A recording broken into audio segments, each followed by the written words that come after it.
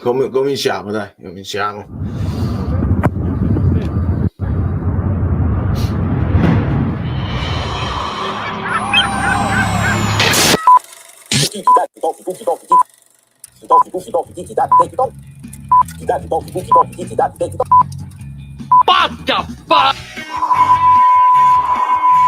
Partire nessuno. Sicuro?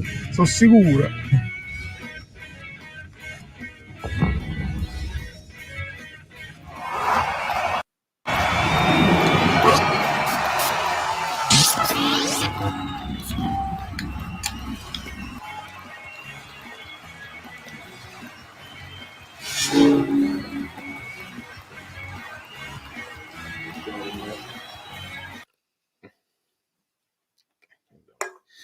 Prepariamoci. Allora, scusate tutto, nel senso che in fase REM ho spento la sveglia, un macello, se il fuso orario è scattato di nuovo anche in America.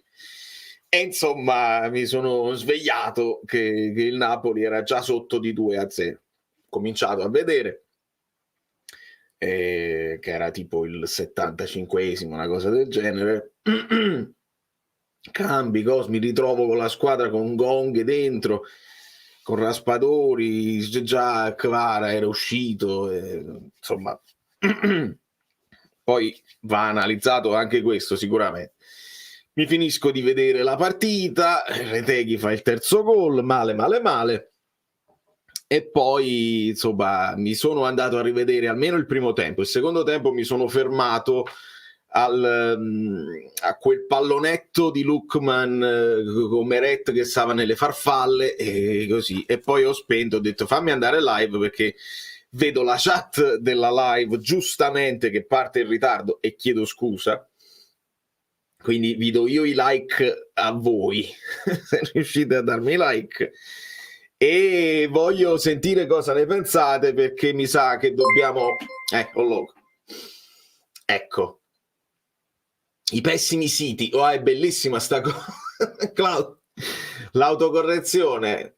E questa è l'artificienza intelligale. L'artificienza artificiale.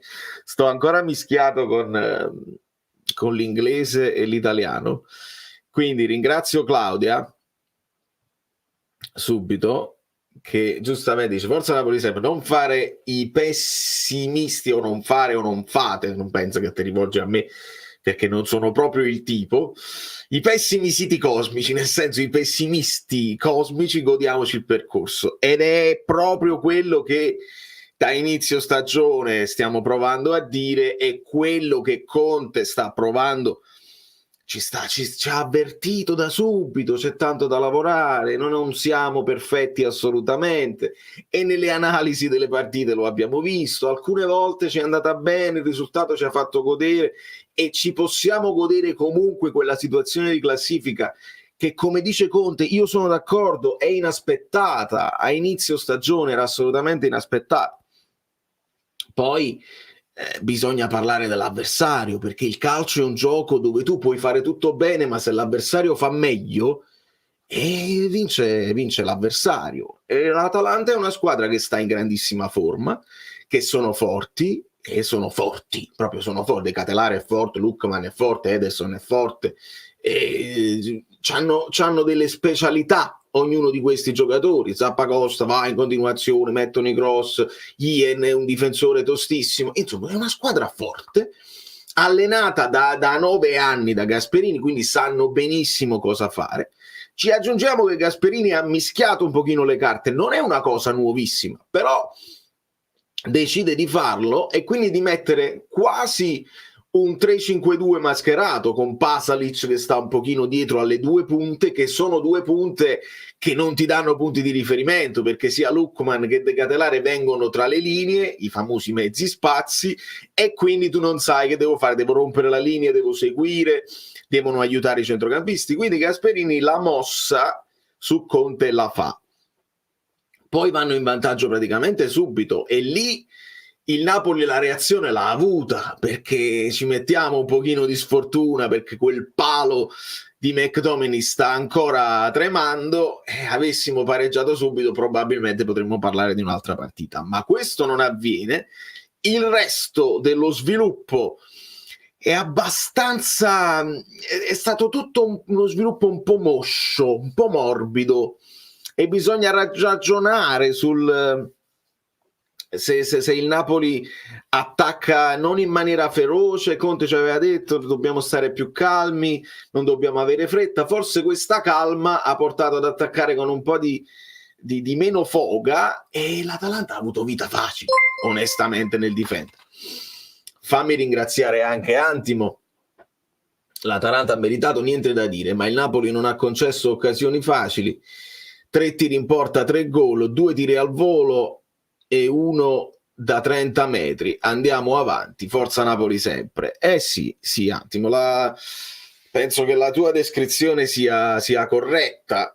3 tiri in porta, 3 gol, poi loro sono cinici. Arrivava il miglior attacco del campionato contro la miglior difesa, ha vinto il migliore attacco. Non sempre questo succede, però l'Atalanta è storicamente tosta per noi. Purtroppo io lo ricordo anche quando andavo allo stadio, è una squadra difficile da affrontare.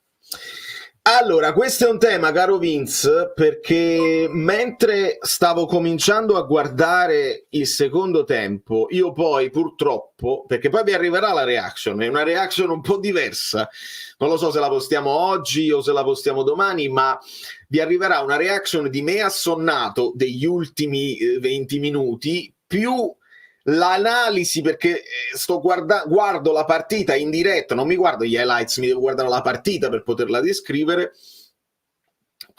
senza il patema che poi è meglio a volte del risultato, e quindi analizzi delle cose. Kvara non mi sembra che stesse giocando male, quindi assurdo non mettere Neres al posto di Politano mentre stavi 0-2. Io sono d'accordo al 100%.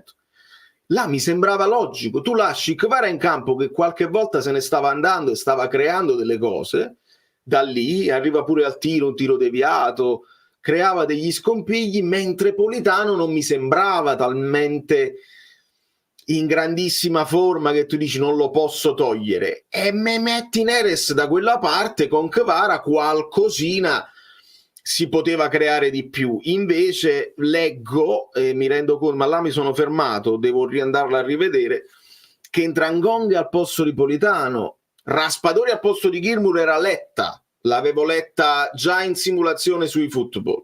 Se io sul pareggio metto Raspadori al posto di Gilmour, perché Gilmour non mi stava dando tanto, e non stava dando tanto nemmeno nel Napoli oggi, e aggiungi, cambi il trittico dei centrocampisti, invece di avere la punta bassa, diciamo, cioè la punta in alto, quindi il triangolo in alto, e metti Raspadori dentro. Quella era logica, ma ci avrei messo Neres al posto di Politano, e ci sta tutto, questo ci sta tutto.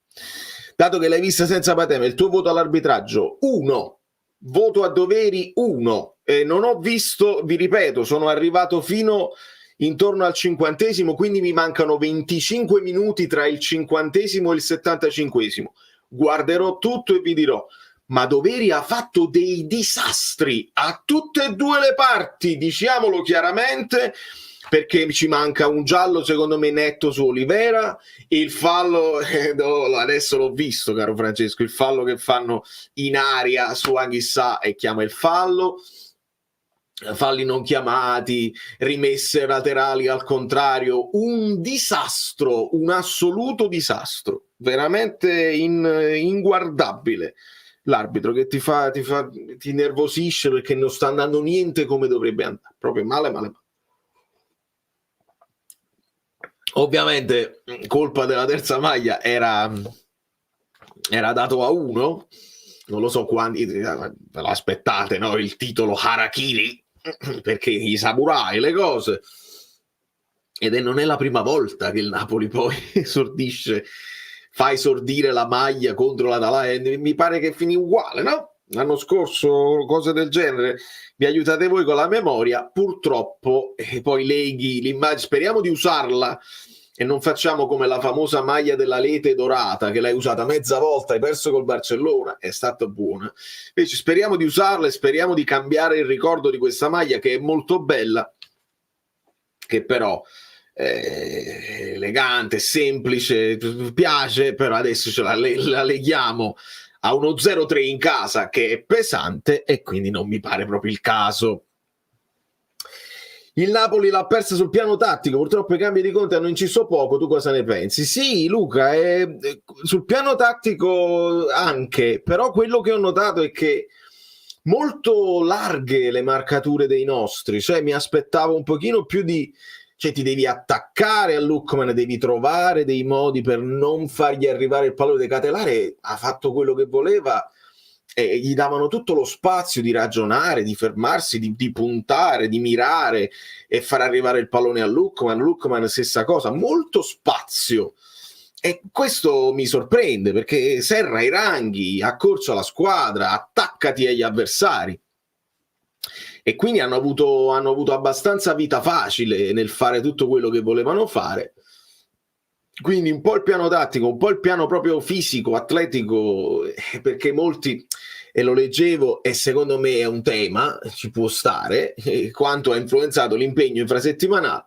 Se il Napoli non ha impostato la stagione sull'avere le partite una continuazione, può essere che questo ti dà dei problemi. Quando Conte ci parla di questa non è una squadra che è stata costruita come le altre squadre che fanno anche la Champions, che hanno più impegni, penso che ci sta dicendo anche questo, nel senso che alla fine la formazione la indoviniamo, perché sappiamo benissimo quali sono i titolari per Conte. Ne puoi cambiare uno, ne puoi cambiare un altro, ma quelli sono. Ed evidentemente se tu hai impostato la stagione in un certo modo, può essere che ti va, che non riesci a sostenere questa cosa. Li ho visti un pochino mosci, l'orario non aiuta sicuramente, mentre l'Atalanta tiene la Champions, deve fare le Supercoppe, è una squadra che è abituata a tutti questi impegni così, evidentemente la preparano anche in questo modo. Di conseguenza anche questo sicuramente incide. Volevamo essere 11 samurai e invece è andata male. Per me la partita era la partita di raspa, anche Osi ebbe difficoltà con Ian, vero? L'anno scorso serviva non un punto di riferimento. Ah, tu dici proprio Raspadori punta centrale. Scherzo, ma Gasperini a Napoli avrebbe fatto una partenza migliore di Conte? No, io ero contrarissimo all'idea di Gasperini, lo dissi quando se ne parlava con insistenza. Gasperini poi deve venire a Napoli, deve insegnare il Napoli a fare il fallo sistematico, poi a noi gli arbitri il fallo sistematico ci danno i gialli. Era veramente complicato. Conte è una via di mezzo, perché Conte sì, anche ci porterà, e lo vedremo più in là, ad avere una squadra più tosta che fa i falli eccetera eccetera, ma poi alla fine vi siete resi conto che si ritorna a discorsi dove il Napoli già ha una struttura e si cerca di giocare in quel modo. Conte piano piano sta cercando di cambiare anche il modo in cui si può vincere, ma Gasperini non credo proprio che poteva far meglio qua, ci vuole tempo, e Gasperini sta raccogliendo i frutti di un lavoro decennale, quindi ci vuole tempo. Il cambio si paga, ragazzi, si paga il cambio di allenatore. Quelli che poi in Italia a livello nazionale o anche a livello locale che vi vengono a dire no, il Napoli non c'ha le coppe quindi è favorito, così vi dovete calmare, vi dovete assolutamente calmare, e c'è chi lo fa come i vari Capuano, perché poi Capuano poi oggi twitta e dice saltate, zombata nel primo impegno importante, così. No, c'è stato l'impegno pure col mio, anche quello era importante, però lo fanno per metterti quella pressione in modo tale che se scivoli, ed è matematico, calcisticamente matematico, scivolare ogni tanto, poi ti attaccano e ti raddoppiano quello che è l'esito della partita. Invece di aver perso 3-0 è come se avessi perso 6-0, e noi siamo superiori, noi stiamo sopra tutti questi discorsi disonesti. Quello che lo fanno a livello locale invece lo fanno per pompare un po' l'ambiente, per trovare qualche sponsor in più, è meschino, non ha senso. e mi sento proprio avulso da questo tipo di retorica. Noi ci analizziamo partita dopo partita con la consapevolezza che il percorso va fatto, e basterebbe semplicemente ascoltare le parole di Conte, che ha detto calma un attimo, troppa tragedia quando perdemmo col Verona, troppo entusiasmo adesso, quando poi arriveranno, ed è arrivato, sentiamo quali saranno poi le critiche che arriveranno sia agli allenatori sia ai giocatori eccetera eccetera, perché l'ha detto proprio Conte, ha detto Politano, se perdiamo Politano e verrà attaccato Politano, e c'è Politano, c'è Lukaku che è un tema, e Lukaku era un tema anche quando vincevamo, e qualcuno ovviamente sta parlando anche di Meret, perché così. Secondo me uno degli errori tattici è stato Rom che non si abbassava, come ha fatto il subentrante Sime, devo vedere poi quando entra Simeone, errore suo e di Conte che non gliel'ha detto. Io avrei firmato per una vittoria, una sconfitta all'Atalanta e per l'Inter, magari vinciamo la prossima, oggi scarichi mentalmente con Conte un calo non ci sarà. Questo è importante, vi ricordate che la sconfitta con l'Inter dell'anno dello scudetto, io individuai nella partita subito successiva, quella con la Sampdoria dove vincemmo, individuai il momento chiave che ti dice ok, è stato solamente un incidente di percorso e ricominciamo poi a macinare, e la partita successiva diventa importante, perché se poi non riesci a fare prestazione con l'Inter è chiaro che poi tutte le vittorie anche che hai fatto vengono rianalizzate al microscopio e dici qua avresti potuto pareggiare, qua potevi perderla e ti è andata bene, e lì quindi è molto molto importante. Però signori, dobbiamo essere onesti e dobbiamo guardare in faccia la realtà. L'Atalanta è forte, l'Inter è scarsa, l'Inter non è scarsa. Quindi tu puoi andare ad affrontare l'Inter, puoi fare tutto al meglio delle tue possibilità e puoi anche perdere con l'Inter, non ci possiamo far prendere dal panico. Sicuramente sarebbe meglio, sarebbe alla grande. Prima dell'Inter, pensiamola, se volendo, io voglio pompiere, in questo caso voglio pompierare un attimo le critiche. Immaginate la doppietta Milan-Atalanta, e fai 2 pareggi, il che ci sta, però sono 2 punti. Invece ci starebbe, no? 2 pareggi con il Milan e l'Atalanta, che sono 2 competitor tra Champions League, lo scudetto, per chi vuole pensare allo scudetto. 2 punti, invece ne hai fatti 3 perché hai battuto il Milan là e hai perso con l'Atalanta. In teoria, proprio a livello matematico spicciolo, meglio così, no? Che ne hai vinta una e ne hai persa un'altra. Adesso l'importante è che questa sconfitta non porti strascichi, che non porti dei dubbi nei calciatori, che non porti insicurezza, perché si basava tutto sul fatto il Napoli è solido, e non era solido, perché il Napoli concedeva delle cose troppo anche alle squadre piccole. Con le squadre grandi, che sono più brave, subisci il gol, come è logico che sia, e quindi poi il Napoli non è più solido. È questo che non deve passare. Il Napoli deve dimostrare di nuovo solidità, quindi la partita con l'Inter devi blindare la porta per ridare delle certezze a questa squadra, perché non si può buttare a mare tutto quello che si è fatto. Fa parte, ecco, il discorso del percorso fa parte del percorso, non potevamo pensare di non perdere più neanche una partita, e dai, non scherziamo. Bravo Luigi. Aspetta, ma non lo so Luigi che cosa è, a scadenza? C'è qualche Luigi che dice così. L'altro Luigi: speriamo a gennaio si prendono 2 esterni forti e si ritornano con la difesa a 3, così non vedremo mai il gioco di Conte. Caro Luigi, ricordiamo sempre, attenzione, il Napoli sta comunque giocando a 3 perché Politano sta facendo il terzino, quindi attenzione con il modulo. Il Napoli la scrive 4-3-3, ma alla fine, se Politano sta così basso, sempre terzino è, e quindi siamo a 5 in difesa, 5-4-1.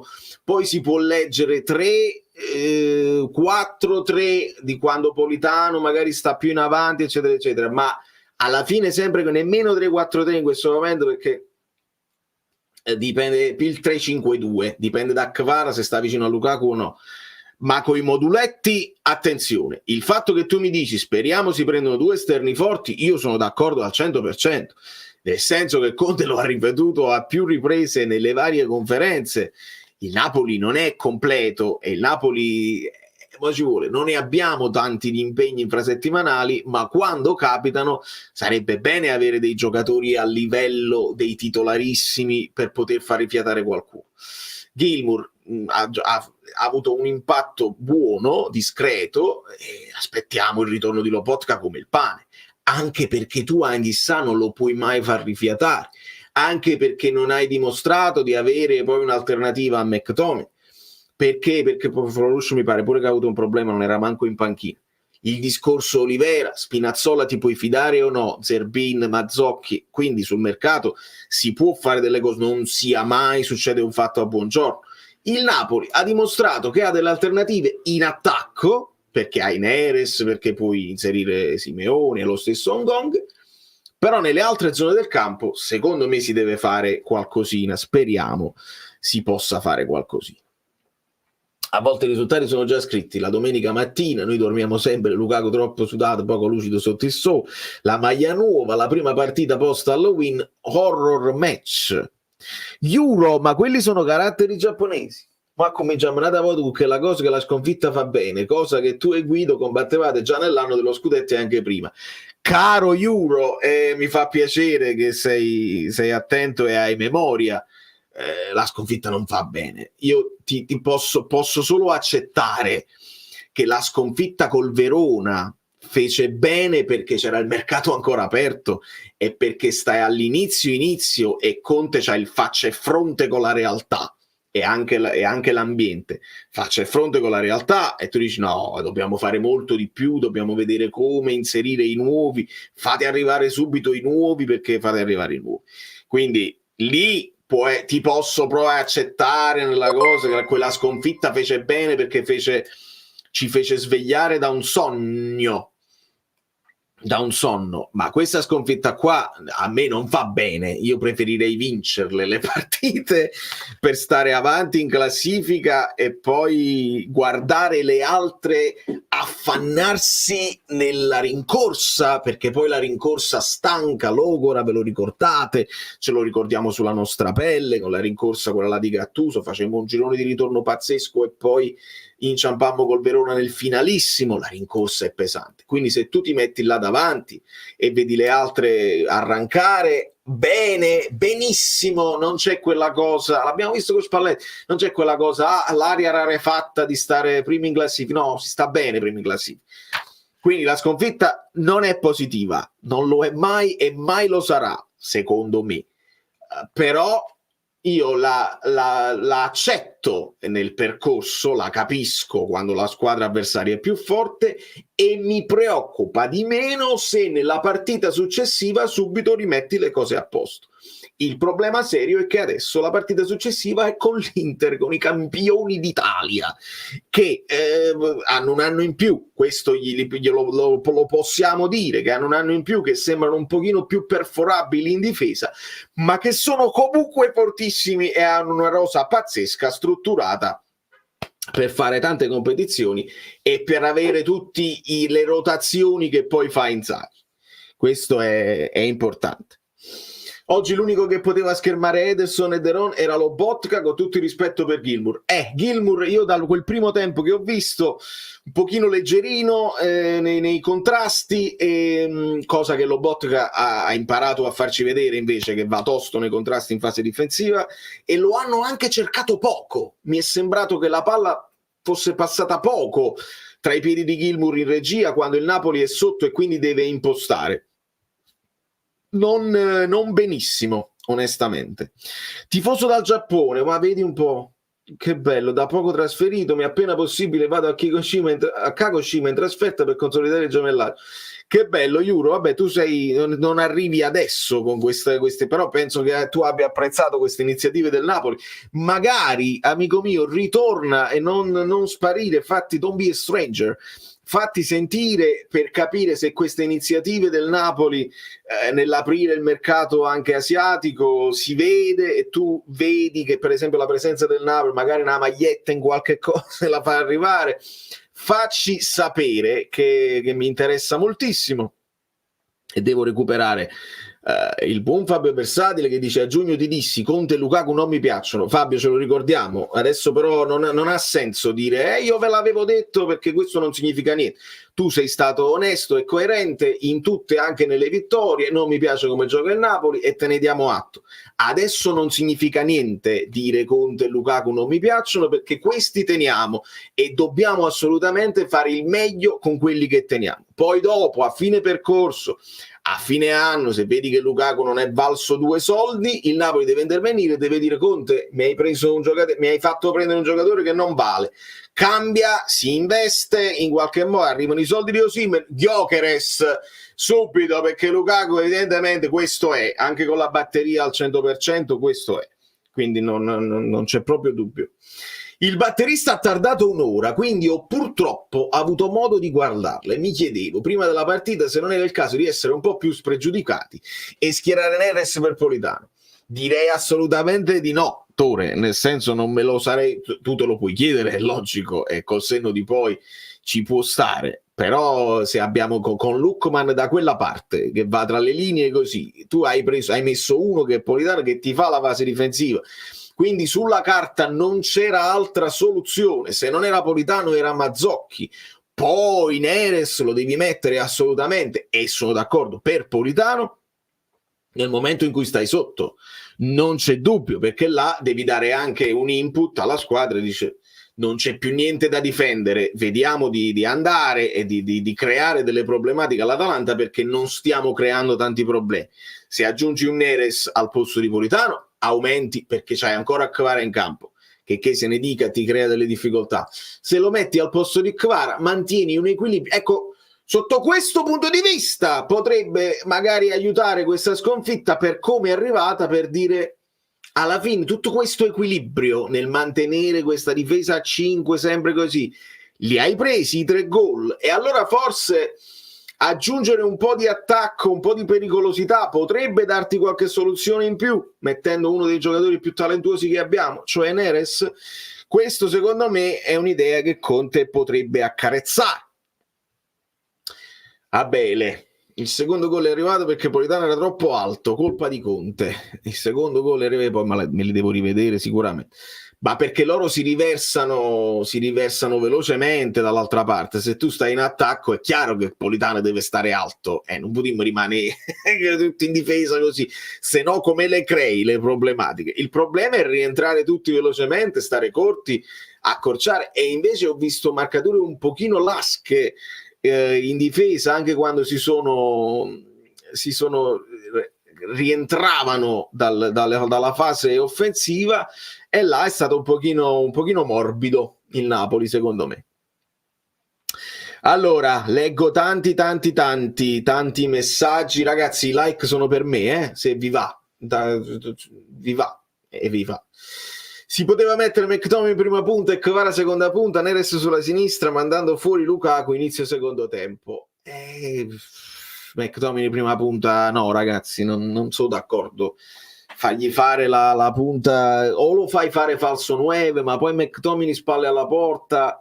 McTominay deve arrivare da dietro, io sono convinto di questa cosa, deve avere più campo, perché ha controllo di palla, a strappo, con 2 passi ti può lasciare un avversario alle spalle. Non lo voglio troppo in mezzo all'area così ad aspettare palloni che non arrivano, perché il Napoli non fa più tanti cross, non li fa, e ci arriviamo per vie centrali per come è strutturata la squadra in questo momento. Quindi io McTominay lo voglio che arriva in area, che la va a riempire. Kvara seconda punta va benissimo, Neres sulla sinistra va benissimo, anche a destra.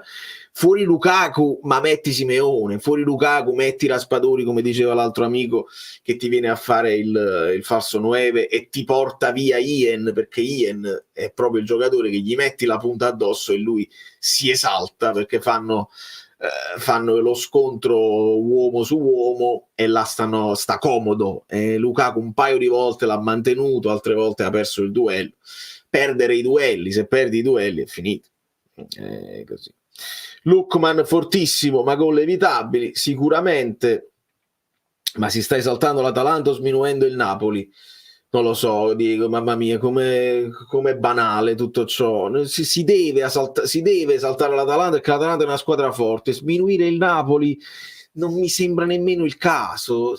Siamo una squadra, i lavori in corso, cioè alle volte non dovremmo nemmeno dirle noi le cose, non dobbiamo inventarci niente, dovremmo ascoltare quello che ci dice l'allenatore e fidarci e non pensare che Conte stia per forza mentendo per nascondersi. Anzi, ha detto pure non ci nascondiamo di niente, se stiamo là siamo bene, ma ci avverte che dice capiteranno dei momenti e dobbiamo stare pronti. E in quei momenti si vince tutti e si perde tutti, quindi anche la cosa, dovevi mettere a Neres a posto Politano, è una critica giusta secondo me dal mio punto di vista, ma non è solo quella, non può mai essere solo quella, non è che se Conte fa così, quindi errore di Conte e basta, e ci devono essere tutti i giocatori che fanno tutte le cose per bene, devono stare sul pezzo tutti e 11, tutti e 15, e quindi tutti, mettiamo il tutto nei tutti. È stata più soddisfacente è vero Giuseppe, ce la siamo cavata in simulazione con l'1-1, però si vedeva che è una squadra forte. Osimhen lo si doveva tenere perché Lukaku non si può vedere, che Lukaku non si può vedere in questo momento, siamo anche d'accordo, perché è molto lento ed è molto impaccione, che è un misto tra pasticcione e impacciato. In questo momento alle volte, pur essendo impaccione, riesce comunque a essere decisivo con gol, assist, e lo sappiamo, perché poi ci è piaciuto Lukaku contro il Milan, non ci è piaciuto che con la sua forza fisica sposta Pavlovic e ci porta in vantaggio, ci è piaciuto. Osimhen lo si doveva tenere, non è una frase di chi segue il Napoli, perché se segui il Napoli sai benissimo che Osimhen non si poteva tenere. Primo, perché lui aveva già deciso che se ne doveva andare ed è felicissimo di essersene andato e di stare in Turchia, Galatasaray, rimane là, si trova un'altra squadra, è felicissimo, non voleva stare più. Secondo, gli hanno fatto un rinnovo di contratto dove sfondava i 10 milioni di euro, non si può sostenere.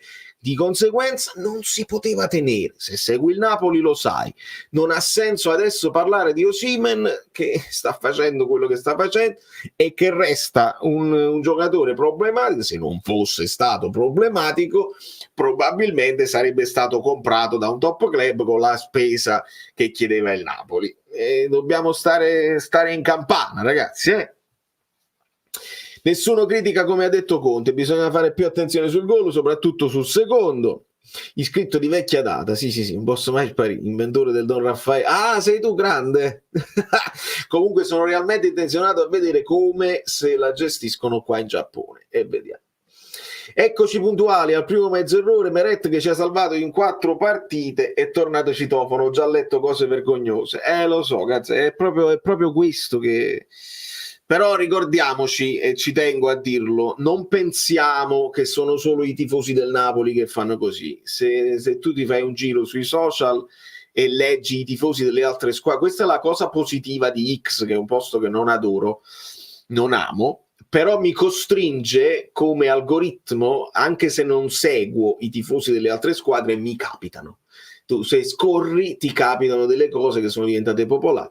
E le vedi in tutte le squadre, tifosi che se la prendono con le società anche quando le società c'entrano poco, tifosi che si attaccano perché hanno delle cose, allora aspettano l'errore del giocatore che non gli piace per attaccarlo così.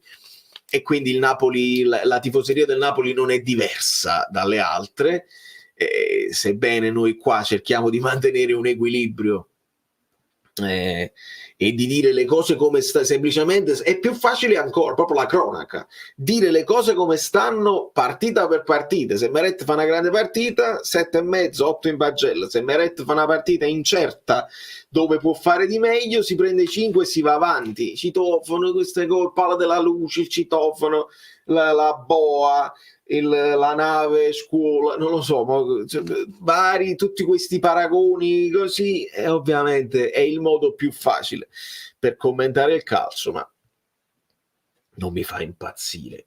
Ascoltate bene le parole di Conte nella conferenza post partita, tanto di cappello all'Atalanta che in questo momento è più forte, ma questo non vuol dire che noi non possiamo diventare più forti. Questa partita andava giocata col falso 9, Lukaku troppo prevedibile per questa Atalanta. Questo discorso si poteva fare anche col Milan, Lukaku lì la vince. Col Milan per esempio aveva senso sulla carta, aveva senso Simeone che attacca di più la profondità, perché il Milan tiene la difesa alta così, e invece l'azione che ti porta così, solamente un Lukaku così grosso resiste la spallata di Pavlovic, dopo è un po' facile, è facile, è facilissimo. Amico Fluido, oggi sei bellino. Grazie, perché di solito sono bruttino.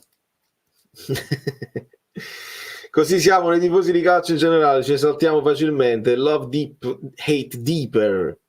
È vero. Vedo un clima sereno, bene, mi fa piacere. Secondo me con queste squadre 1 contro 1 mancano giocatori che vanno in profondità. Infatti è entrato un Gong, superavamo il pressing, come al solito il nostro portiere sui 2 gol è stato irresistibile, si può dire. La sconfitta ci stava, l'arbitraggio è stato vergognoso, Simone, è stato pessimo l'arbitraggio, però ci tengo a dire, e ho visto, ripeto, ho visto dal 75esimo alla fine e ho visto dopo, ho visto dal minuto 1 al minuto 50, quindi mi mancano 20 minuti del secondo tempo, ma ho visto un arbitraggio pessimo per tutte e due le squadre, quindi pessimo. Vi recupero, reazione c'è stata ma ero semplicemente più forti, un unico rimprovero, zero alternativo alla palla su Lukaku, partita da spunto di riflessione su queste partite dove sei uomo su uomo. Sì, ma da quello che ho visto nel primo tempo non era nemmeno un uomo su uomo troppo selvaggio quello dell'Atalanta. Io questo lo voglio dire perché poi molte cose, e la voglio rivedere bene nell'analisi, cercherò di essere ancora più preciso. Molte delle non è una leggenda, insomma, della narrazione su alcune squadre, su alcuni allenatori, non sono tutti poi squadrati all'interno di un'idea calcistica, può essere pure che Gasperini stia smussando gli angoli e non sia poi talebano, passatemi il termine, nelle sue cose. Non ho visto un'aggressione feroce sui nostri portatori di palla, ho visto anche un'Atalanta che attende, poi ti prende uomo contro uomo perché sono abituati a farlo, ma ho visto anche un'Atalanta che ti ha aspettato un pochino, e noi siamo stati un pochino sterili quando avevamo il possesso della palla e dovevamo creare qualcosa di più pericoloso. In effetti la palla su Lukaku, se non ti funziona, perché non ti funziona? Perché magari Lukaku perde il duello individuale, lì è chiaro che è uomo su uomo, ma devi sviluppare meglio, devi creare altre possibilità. Gli esterni che devono stare interni non li ho visti, non ho visto molto spesso Kvara e Politano internissimi a creare quella cosa dove poi devi sviluppare con Di Lorenzo e Olivera, che è un'analisi che abbiamo fatto molto bene.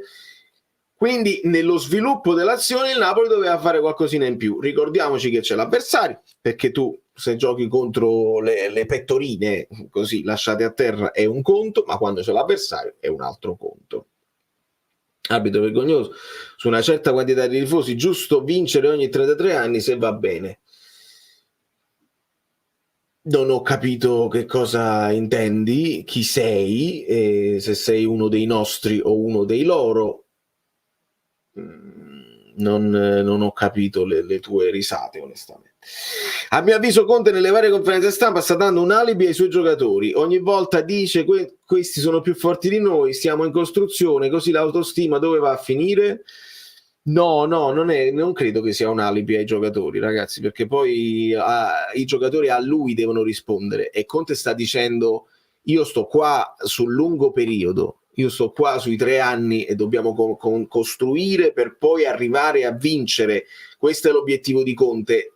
Ti sta spiegando a te ambiente che vincere subito non è proprio nei programmi. Per come il Napoli arrivava a questo campionato, lo sta spiegando all'ambiente, non lo sta dicendo ai giocatori. È chiaro che i giocatori, basta guardare le varie Conte Cam, no? Il coltello tra i denti, li sprona, gli chiede il massimo e lo stavano dando finora, il massimo possibile per questa squadra. Quindi non credo proprio che sia un alibi ai giocatori. Quindi questo non l'ha già capito, se vuoi spiegare spiega, altrimenti no. Noi li avevamo chiusi nella loro metà campo e li stavamo facendo sbagliare, dovevamo essere martelli e continuare a spingere nella loro metà campo, ma quando attaccano devono correre in 20 indietro. Sì, e là c'è stato un pochino di... non era una squadra tutta troppo corta. Ho il merito di sostenere da 3 anni che Meret sia un portiere mediocre, incostante, non dà sicurezza alla difesa e su cross alti rimane trattenuto sulla linea come un portiere del Subbuteo. Vabbè. Lo sappiamo che Meret non esce così, però Costantin, io voglio sapere una cosa. Non lo posso sapere perché i commenti sono talmente tanti e io non posso mai leggerli tutti in tempo reale. Ma quando Meret ha fatto la partita che ha fatto da 8 in pagella, facendo tutte quelle parate col Cagliari, con il Milan, sei venuto qua a dare merito a Meret oppure no? Oppure hai detto ma già sta zitta, aspetto la prossima papera così vengo a dirlo, ho sempre detto che è mediocre, perché a me sta bene avere un'idea su un calciatore, ve l'ho sempre detto. Olivera si può fare qualcosa in più, Mazzocchi tanto cuore, però la qualità. Ma quando Olivera performa io gli devo dare 7 in pagella. Quando Mazzocchi riesce a difendere sulle AO io esalto forse ancora di più Mazzocchi. Tu sei venuto a dire che Meret è stato un grande portiere oppure no? Io questo vorrei sapere, perché altrimenti là, se siamo troppo tifosi delle nostre idee, secondo me non facciamo il bene poi della squadra, perché andiamo sui signori, i social esistono, voi vi dovete rendere conto che queste live, non so se si vedono le live, ma Twitter, Instagram, i commenti esistono, e se io mi sto dilungando a fare una cosa che non è proprio parte del mio modo di fare, sulle AO mi sto divertendo, ho scelto uno che mi ha risposto, perché le AO mi ha risposto in pubblico proprio a me, ha risposto a me, e allora ho detto sì, e allora è 1 contro 1 e vediamo se in questo momento le AO non sta pensando a me, però tutte le critiche che sta avendo sui social se le sente sulle spalle, e quando tira non è libero di testa, tira in curva, c'ha battate eccetera eccetera, non è libero, poi si sbloccherà e così, ma nel frattempo sta avendo delle problematiche. Se noi attacchiamo i nostri giocatori a prescindere, stiamo là a aspettare, no, voi hai sbagliato subito, devo andare a scrivere che io l'ho sempre detto, facciamo il male dei nostri. Se al male dei nostri poi quando invece facciamo bene le stesse persone riescono a dire grande Meretto oppure grande Olivera, grande Mazzocchi, allora va bene. Se invece però stiamo zitti, non mi sembra l'ideale da parte dei tifosi, perché sono un nostro patrimonio i giocatori che poi critichiamo. Politano è uno di quelli che deve essere per forza sempre martorizzato da tutti i tifosi perché Mavreanne Res, sono d'accordo, ma quando Politano poi fa bene, gli stessi tifosi che lo odiano lo vanno a dire. A me sembra questo un passaggio fondamentale se vogliamo poi crescere, far salire il livello anche della tifoseria. E scusate se mi sono un pochino dilungato, ma mi sembra una cosa importante, un passaggio fondamentale. Il problema è che non puoi arrivare in Champions se hai il sesto attacco. Puoi arrivare in Champions se hai il sesto attacco. Non puoi arrivare in Champions se hai l'11ª difesa. Conte ha stabilito, poi vediamo se avrà avuto ragione o no, che la prima cosa che doveva sistemare era la difesa, e ce l'ha detto in varie conferenze. Dice: se tu prendi gol non fai mai niente. Poi è chiaro che devi anche vincere, perché basta vedere l'Empoli aveva una difesa di ferro, però non segnava praticamente mai, di conseguenza escono gli 0-0, escono i punti, i pareggini, eccetera eccetera. Il Lecce sta avendo delle difficoltà perché ha segnato solo 4 gol. È chiaro che vinci se segni, Conte in questo momento, ecco, lì probabilmente lui cerca di di dare un messaggio, dice pensiamo prima a segnare e poi ci difendiamo. Temo che lì invece sia la pietosa bugia, perché lui preferisce avere prima una difesa importante e poi dopo sviluppare in attacco, dopo aver creato quell'equilibrio, dopo aver dato le sicurezze in difesa. Però, visto che l'hai presa subito e 1-0 comunque perdi, a quel punto mi puoi far vedere qualcosina in più, soprattutto dopo il 2-0, perché tu sull'1-0 tu ti puoi sentirti anche in equilibrio, dici io me la posso fare da un momento all'altro con questa squadra. Ma sul 2-0 veramente non hai niente da andarti a difendere. Hai aggiunto Raspadori e lo capiamo. Vittoria meritata dell'Atalanta, forse 3-0 eccessivo, ma il Napoli non ha giocato male, solo non tenevano Lookman, questo sì, dispiace perché è uno scontro Champions, ma succede, rimaniamo positivi. Avete scocciato con questa storia che il Napoli in attacco non è incisivo, oggi abbiamo preso i gol proprio quando stavamo attaccando come i cani, per favore un po' di equilibrio anche nei pareri. Oggi non darei troppo la colpa a Lukaku, una volta che gli arrivava la palla non trovava nessuno, erano fermi giustamente o la perdeva o passaggio dietro.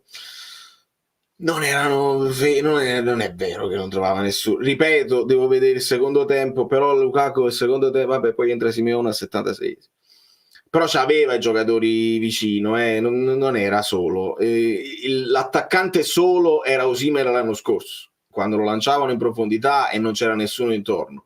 Qua c'hai McTominay che arriva, il Napoli arrivava con parecchia gente quando stavamo già in svantaggio. Quindi non lo so, sto leggendo un'analisi un pochino confusa. Hai ragione Fabio, 283 like, pochi, bevi e ascolta i vocali. Hai ragione, come se non ci fossero i vocali. I vocali ci sono, e come. Massi Rongo. Vocale tattico poco prima che finisce la partita perché tra poco salta Magnà. Non lo so, mi è piaciuto come nel primo tempo non si siano buttati giù dopo 2 gol. Secondo tempo, ecco, c'è anche il 3-0. Dopo secondo tempo sbagli totali di Conte che toglie Kvara. Una volta tolto Kvara non c'è stato più l'attacco. Avrei voluto vederlo, ripeto per l'ennesima volta, con Neres e con Simeone, visto che Lukaku oggi gli ha dato 0 supporto, McTominay non lo vede per niente Kvara. Cambi tardivi. Vabbè, bene così comunque, meglio. Ciao a tutti amici bellini, ciao Valerio. Ciao. Dire, partita preparata malissimo, evidente. La palla girava molto lentamente quando l'avevamo noi, ci hanno assolutamente violentato, soprattutto nella figura di Lookman. Lentamente. Hanno fatto quello che volevano. Anche quando sono entrati i nuovi hanno dato un po' più di freschezza in avanti, ma comunque abbiamo dormito, eravamo ancora a letto. Io sì. La cosa preoccupante è che abbiamo avuto una sola partita infrasettimale quest'anno. Se questi sono i risultati, se avevamo le coppe, come andava a finire? Questo è un discorso. Vabbè, con le sconfitte anche. Questo è un discorso che a Conte va fatto l'anno prossimo. Perché lo sappiamo che a Conte può dare fastidio l'impegno infrasettimanale, lo sappiamo benissimo. Andiamo. Come questa si cresce se si vuole crescere. Si cresce se si smette di parlare di scudetto, secondo me, come dico tante volte, ma si cresce anche se non si dà la colpa a Meret per un errore che forse ha fatto, mettiamo pure che l'abbia fatto. Io voglio ricordare tante partite in cui ci ha dato punti, voglio ricordare l'errore di Magnan sul gol di Kvara qualche giorno fa. Mi dai uno spunto? Capitano. L'Atalanta ha giocato meglio e sta più forte. Riprendiamoci, siamo maturi, andiamo a fare una buona partita contro l'Inter. Oggi, secondo me, abbiamo giocato disattenti, poi abbiamo ceduto a un certo punto, ma non è stato il disastro totale che si dice. Poi, a meno che non ci si aspettava che il Napoli fosse una schiacciasassi incredibile, fortissima. Forse qualcuno se l'aspettava. Esattamente. Noi probabilmente no. Secondo me questo poi è importante perché mi dai 3 spunti di riflessione, amico mio, che il paragone con Maignan, sì, perché quando poi abbiamo fatto gli screenshot della partita col Milan, il tiro di Kvara rimbalza vicino la mano di Maignan che ci arriva un pochino in ritardo. E nessuno parla di papere di Maignan, eccetera, eccetera, perché lui c'ha un altro tipo di stampa, diciamo, si porta la perché fa le parate clamorose, fa i miracoli, e spesso li fa, e quindi gli concedono anche qualche infortunio tecnico. Nello specifico, ho guardato bene il gol di Lookman, purtroppo il gol di Lookman non è angolato come quello di Kvara, era più centrale, e infatti Meret ci arriva perché la mano ci arriva a toccarla, però non lo so se è mano moscia o se ci arriva leggermente in ritardo. Fatto sta che quando va all'impatto la palla comunque va dentro, eccetera eccetera. Secondo me non è cioè non si può mai parlare di papera di Meret, ma era un tiro più parabile quello di Lookman rispetto a quello di Kvara, perché quello di Lookman era più centrale. Poi il pallone gira, la forza del pallone, a quanti chilometri, tra quante gambe arriva, perché il tiro di Kvara passa in mezzo a Lukaku che si abbassa così, Maignan lo vede all'ultimo. Questi sono tecnicismi che vabbè. L'altro spunto che mi dici è chiaro, se qua si racchiude in 2 parti, nel senso che se siamo in grandissima difficoltà e ci siamo rimasti così male, è per i 2 motivi. Uno, quello che dici tu, cioè il credersi che il Napoli era una schiacciasassi e doveva vincere il campionato a mani basse. Se tu pensi così, è chiaro che ci rimani male. E poi per la pesantezza della sconfitta, perché 0-3 in casa, quindi quando il Napoli stecca la partita prendi 3 gol, il paragone con la partita col Verona, quando non sei in partita non sei mai in partita, 0-3 in casa è pesante per il tifoso. E pensiamo anche una cosa, che il tifoso, e purtroppo lo leggo in giro, non è che il tifoso fa l'analisi, noi cerchiamo di farla l'analisi, qualcuno vuole approfondire, eccetera eccetera, ma il tifoso abbiamo piato gol, nato gol, o terzo gol. Non lo so se è la maggior parte dei tifosi, forse no, ma ci sono dei tifosi che vedono così: abbiamo preso 3 gol, ne abbiamo fatti 0, siamo un disastro, tutto male, De Laurentiis, Conte, Lukaku, Politano e Meret, via, non siete da Napoli. Questa è nell'analisi poi superficiale dei tifosi, ma ci sta pure, perché nel senso non è detto che il tifoso debba andare per forza nel profondo, così chi lo vuole fare lo fa. Altri invece vedono i risultati, siamo vinciuti benissimo, anche a mazzo con un autogol, se abbiamo perso malissimo, e quindi non c'è dubbio. A quanto stanno i like? Fatemi sapere, perché comunque siamo tipo 600 ed è una cosa incredibile, e i like devono arrivare a questo numero qua, perché a me non interessa che il Napoli abbia vinto o no, i like devono arrivare comunque. Sul secondo gol abbiamo fatto diversi errori, innanzitutto poca aggressione su De Ketelaere. Questo, la poca aggressione, sono d'accordo, cioè quando gli arrivava il pallone non ho visto subito andarsi a contrapporre vicino, molto più vicino, per non dargli lo spazio di girarsi, di guardare, di puntare. È capitato sia a De Ketelaere che con Lookman, secondo me proprio anche per il fatto che loro venissero dentro, e quindi tu devi alzare la difesa e devi accorciare la squadra, altrimenti uno deve rompere la linea e gli altri rimangono troppo bassi.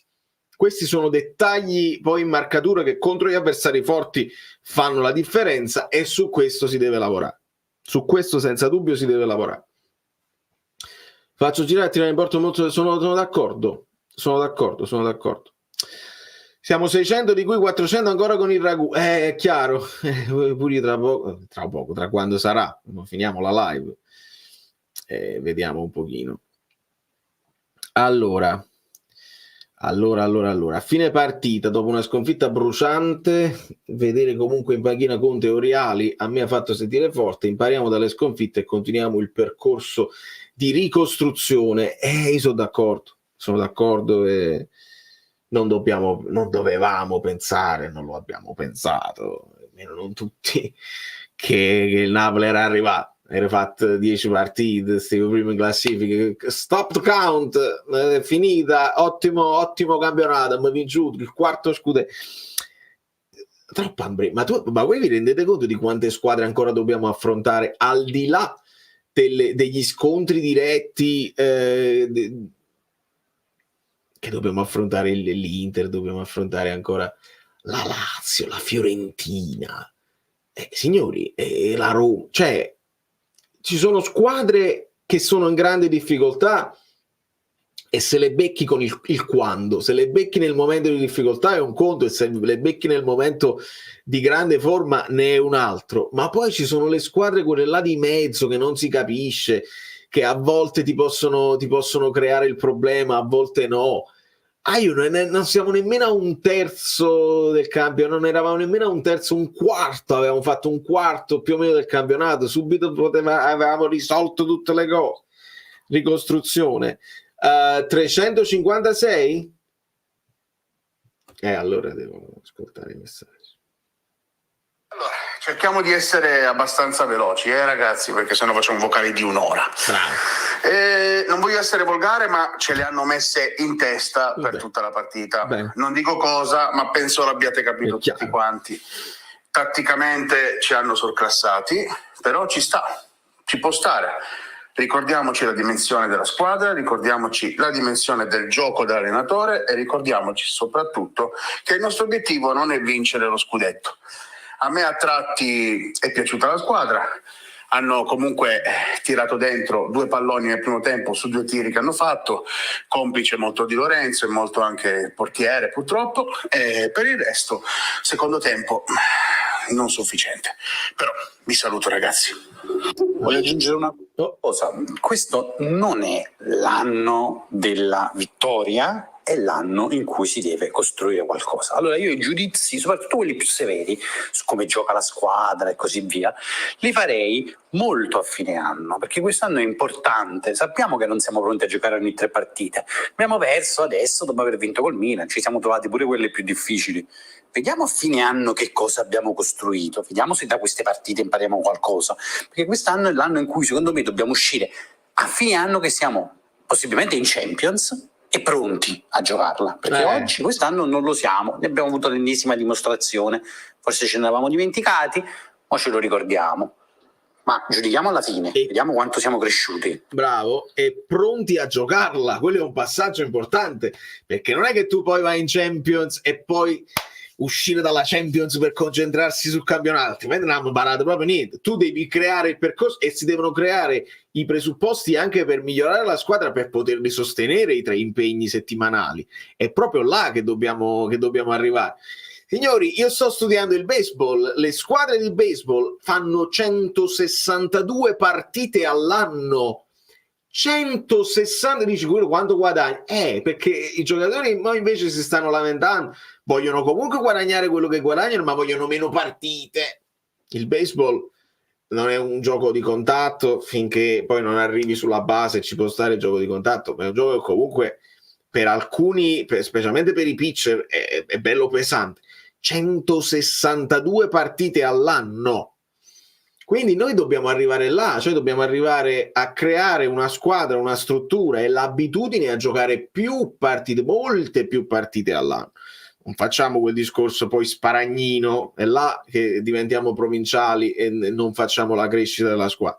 Vuoi il mercato giapponese? Benissimo, devi avere le vittorie internazionali, se no non succede proprio niente. Sul secondo gol Olivera avrebbe dovuto fare fallo a centrocampo su De Catelare, sono d'accordissimo, lì l'ho vista proprio bene, gli sta dietro e invece di cercare di aggirarlo come se non riuscisse mai a prenderlo, almeno fai fallo. Era stato graziato che non aveva avuto, o viene graziato dopo che non aveva avuto un giallo, ma lì devi fare fallo. E qua ecco, qua mi dispiace, cioè avevamo visto qualche fallo importante, anche qualche giallo speso in altre partite dove io dico questo giallo ad Anghissà non gli fa abbassare il voto, glielo alza, perché per una volta non vediamo le ripartenze che arrivano fino in area di rigore così, fai fallo, stai dietro, fallo, blocchi e non arriva mai il giocatore così. Non era espulsione, ti giochi un cartellino giallo, lo devi poter fare. E qua potrebbe essere che invece di avere l'alibi da Conte, come dicevamo prima, può essere che ti senti un pochino a bene, dice sta buongiorno. Questo è un problema, è una cosa che vi dissi anche durante l'anno dello scudetto. Dov'è che il Napoli potrebbe avere delle difficoltà? Semplicemente se ti fidi un pochino troppo del tuo compagno. Se ti fidi troppo del compagno, non metti anche tu quel 150, dici vabbè tanto sta buongiorno, De Catellare non arriva mai. Se ti fidi troppo del compagno forte, va a finire che non metti quella pezza che magari era necessaria per non far chiudere l'azione. Tutto questo farà parte del discorso che farà Conte in post partita, in privato ai ragazzi, dove si lavorerà, e su questo non posso avere dubbi, perché Conte è un martello, è abituato a queste cose. Non è la prima partita che Conte perderà in questo modo, o addirittura che Conte perde, al di là del modo in cui l'ha perso. Sì. Poi avevo visto un off topic di Massimo che diceva vogliamo parlare dello svenimento di Teo, e per un attimo ho detto ma Teo è svenuto, mi dispiace se è venuto meno, invece no, evidentemente tu stai parlando del fallo, che poi così l'ho scritto su X, veramente mai visto una cosa del genere, perché poi fallo non fallo si può anche discutere, magari lo becca prima, poi lui sviene dopo. Lo conosciamo, Teo, lo conosciamo benissimo, ma l'arbitro che fa continuare e poi invece di aspettare il VAR, perché a quel punto aspetti il VAR, vattelo a rivedere, decidi dopo con calma, e invece no, fai continuare, quando segnano poi fischi tu, così il VAR non può intervenire perché non può non è un chiaro ed evidente errore, l'intensità non si può, fischi tu dopo, e lì non me lo riesco proprio a spiegare,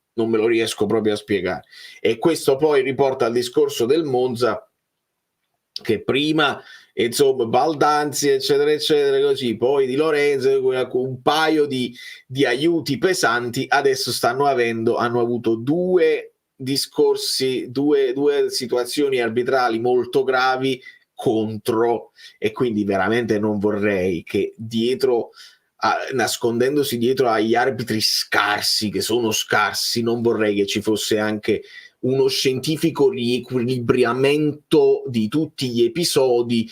Dice tenete un occhio, mo qua al Monza hanno avuto due cose a favore abbastanza clamorose, adesso se capita l'occasione dubbia va al contrario, così a fine anno diciamo che tutti gli episodi si equilibriano. Attenzione perché noi facciamo il possibile per guardarci tutte le partite, per poter avere tutti gli episodi sotto mano, perché gli episodi spariscono e resterà, soprattutto per le squadre piccole, resterà lettera morta, perché non sono rumorosi abbastanza, non fanno i tweet, non fanno le cose. Doveri, e infatti io tra l'altro su doveri scarso, di solito io parlo pochissimo dei singoli arbitri, perché non ho tutta questa memoria nel ricordare, mi ricordo Giua per esempio, ma non ho tutta questa memoria nel ricordare quest'arbitro nei nostri confronti, i precedenti e le cose, non ce l'ho questa voglia, preferisco ricordarmi le canzoni o i gol del Napoli. Ma doveri, ricordo di aver detto in passato tutti gli arbitri sono scarsi, tutti gli arbitri possono andare bene o male, ma doveri nello specifico è uno che mi piace pochissimo, per il modo in cui arbitra, per il modo in cui affronta anche magari i giocatori, come li gestisce, mi piace proprio poco, e purtroppo si conferma. 380 like, ancora troppo pochi, è vero, la gente sta ascoltando. Ragazzi, manteniamo la calma, perché secondo i numeri il percorso è quello giusto.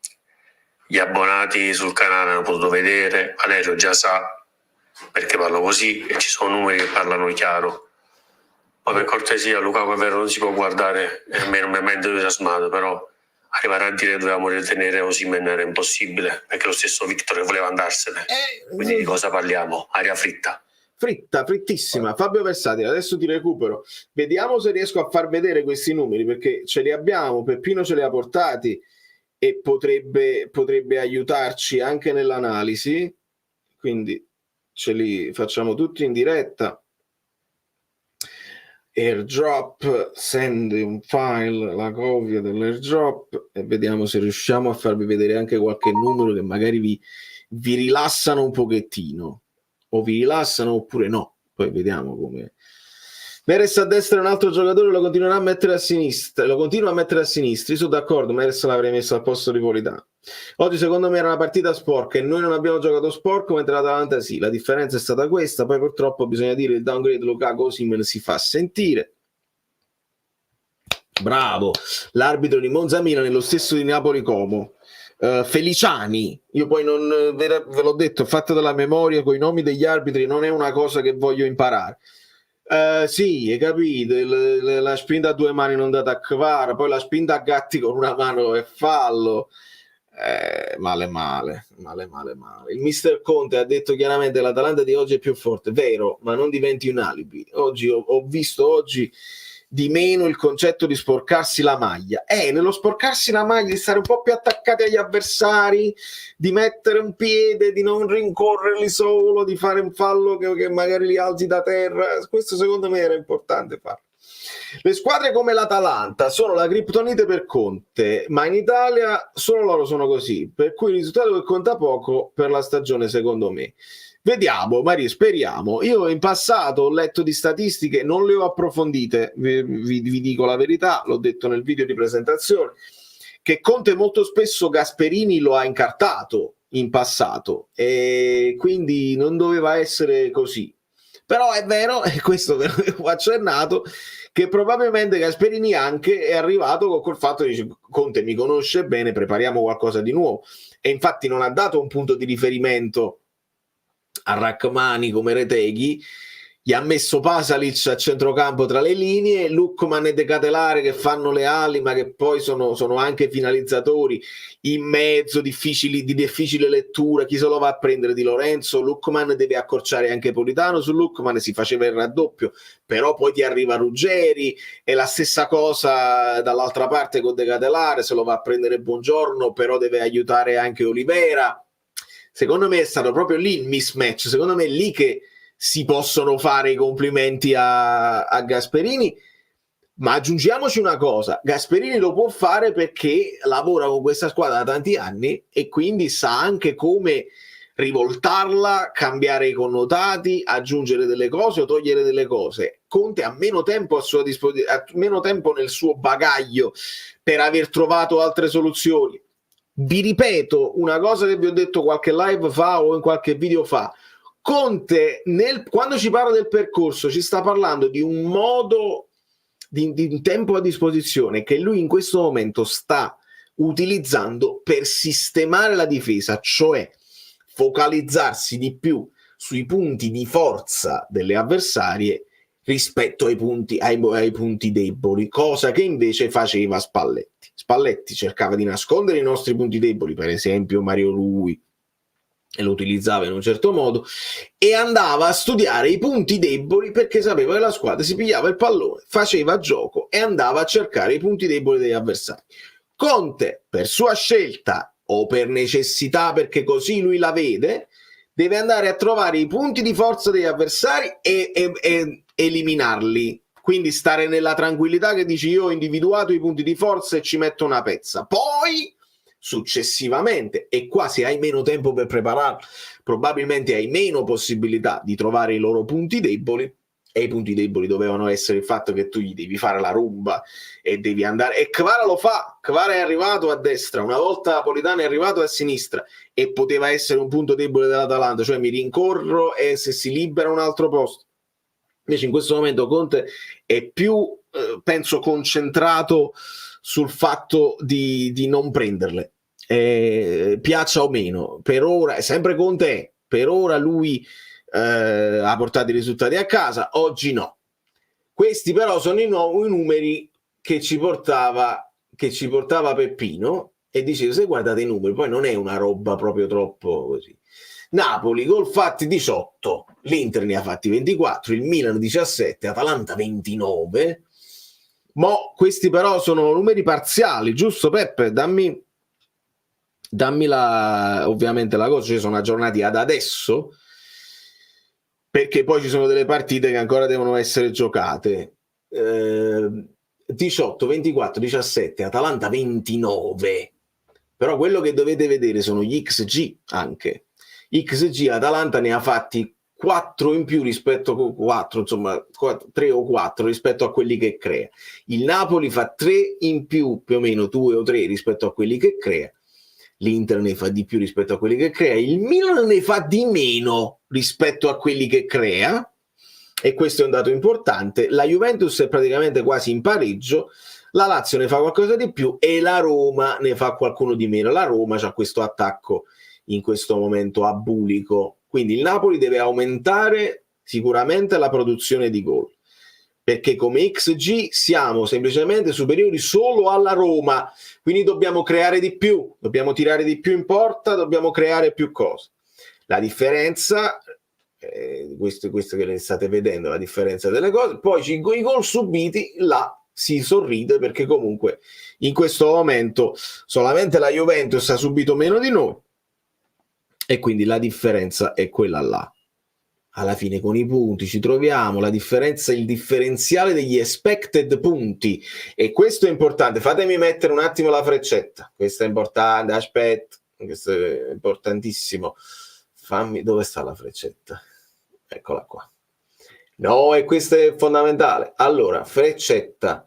Qua si vede che il Napoli sta overperformando, cioè sta andando un attimino anche oltre quello che doveva fare.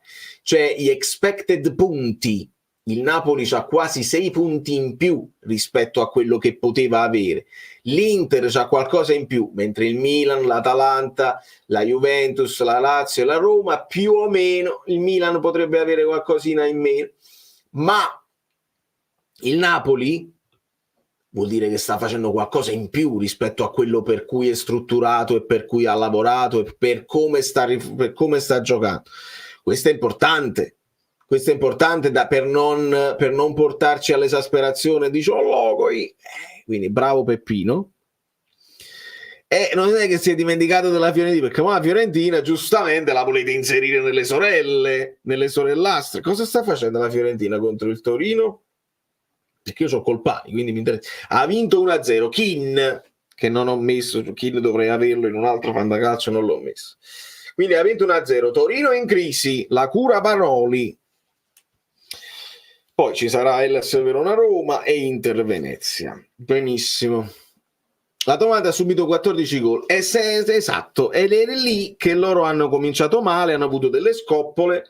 E là avevamo pensato l'Atalanta male, proprio la togliamo subito da mezzo, e invece no, perché era troppo presto per togliere l'Atalanta da mezzo. E sappiamo anche che Gasperini a inizio anno qualcosa la sconta, non parte subito a razzo, e magari si prende dei rischi, perché se li prende dei rischi mandando troppa gente in attacco e nell'uno contro uno, qualche rischio te lo prendi, alle volte ti va bene e alle volte no, e poi aggiusta l'annata in corso d'opera.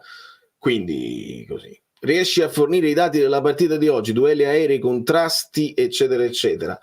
Posso vedere SofaScore se già li ha aggiornati, posso sicuramente vedere così sui dati.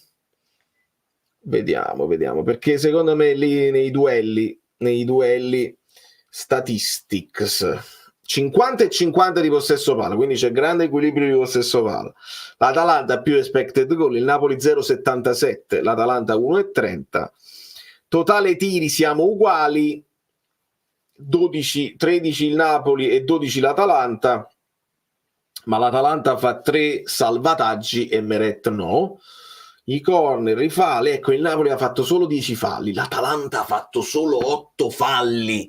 Questo è un dato, cioè l'Atalanta ha fatto solo 8 falli, vuol dire che non ci hanno dovuto fermare il famoso fallo sistematico che fa l'Atalanta, che arriva a 14, 15, 16 falli. Non l'hanno dovuto fare, vuol dire che noi non siamo stati velocissimi nel far girare il pallone o nello scappare dagli avversari, ci hanno controllato, quindi quest'uomo su uomo fino a un certo punto è stato efficace, nel senso che non hanno dovuto nemmeno ricorrere troppo al fallo sistematico. Passaggi parità 540 contro 545, tackles, free kick, vediamo se ci sono i duelli, perché qua nei duelli bisogna andare nello specifico dei singoli giocatori, e lì non credo che ci sono ancora. Comunque forse stanno là con passaggi precisi, andiamo a vedere, duelli, ecco, vince l'Atalanta i duelli 57% rispetto al 43% del Napoli, e questo comunque la dice abbastanza lunga. Doveri se ne è persi parecchi, hai ragione Fabio, questo va detto, che nel senso magari loro hanno fatto pure il fallo sistematico, però non è stato rilevato dall'arbitro, che si è addormentato e che così. Hai perfettamente ragione. Andiamo un attimo a recuperare i vocali, perché i like non li vedo, e quindi finiamo con i vocali. Ma la mia voleva essere una critica costruttiva, semplicemente quando dico che l'ho detto a giugno, che Conte e Lukaku non mi piacciono, non vuol dire che è una critica alla società magari, oppure dico che questo sarà il mio mantra per sempre. No, io dico, visto che Conte era partito con un altro sistema tattico, poi gli hanno preso altri calciatori, ha cambiato, e già questo per esempio mi è piaciuto, però comunque con Cagliari, Monza, Empoli, tutte queste piccole tra virgolette, vedere un Politano che si deve sfiancare e poi arriva in partite del genere, è una squadra fisica che non ce la fa, allora è possibile che magari invece con le altre squadre proviamo a giocare a calcio, e poi magari con queste squadre più fisiche rimaniamo un poco più accorti e attenti, e può fare tutte le difese a 5 a 6 che vuole lui. La mia voleva essere solo una critica costruttiva, niente di più. Ci sta, Fabio, il discorso sullo sfruttare un pochino di più la rosa, specialmente con le squadre più piccole, ci sta tutto. Così arrivi con gente un pochino più qua nella programmazione della partita, lo sai che c'è queste 3 partite una dietro all'altra, e utilizzare un pochino di più. Abbiamo visto Hong Kong, quindi è lì che ha cercato di fare un pochino rifiatare Politano. Poi fidiamoci magari dei dati che hanno, loro possono dirti no, noi dai dati che abbiamo Politano poteva reggere la partita, poi non lo fa perché è un essere umano, però ci sta il discorso di poter sfruttare un pochino di più la rosa, specialmente con le squadre più piccole, dove mi puoi far vedere il Neres da quella parte magari insieme a Kvara. Ci sta tutto. Basta con l'alibi dell'arbitro, anche fa le nostre se le è persi. Antonio, ti sei perso tu, penso l'inizio della live, no, l'inizio, insomma metà della live, dove ho detto proprio questo, che Doveri voto 1, disastroso per tutte e due le parti, e ho segnalato un esempio, ma ce ne sono tanti, dove Olivera fa un fallo in grandissimo ritardo, dove la palla non la vede mai, e lì si poteva dare anche il giallo per quanto mi riguarda. Quindi disastroso Doveri sia per noi sia per loro, veramente un arbitraggio insufficiente. Sto più calmo, per dire, e adesso penso che questa partita è stata proprio stregata. Noi abbiamo giocato male, loro ne hanno approfittato, punto. Il calcio è anche questo, purtroppo. Sì, ci sta. Nel senso che, vedi, ci metti dentro i duelli, ci metti dentro che quando hai reagito hai preso il palo, non hai creato tantissime preoccupazioni quando sei arrivato al tiro, Carnesecchi ha avuto vita facile, un altro paio di occasioni così, loro invece sono stati cinici, come siamo stati cinici altre volte noi, per esempio con il Milan, il Milan si fa la partita ma non arriva a niente, mentre il Napoli aveva fatto quello che aveva fatto nel primo tempo. Ed oggi tocca a noi, non c'è niente da fare.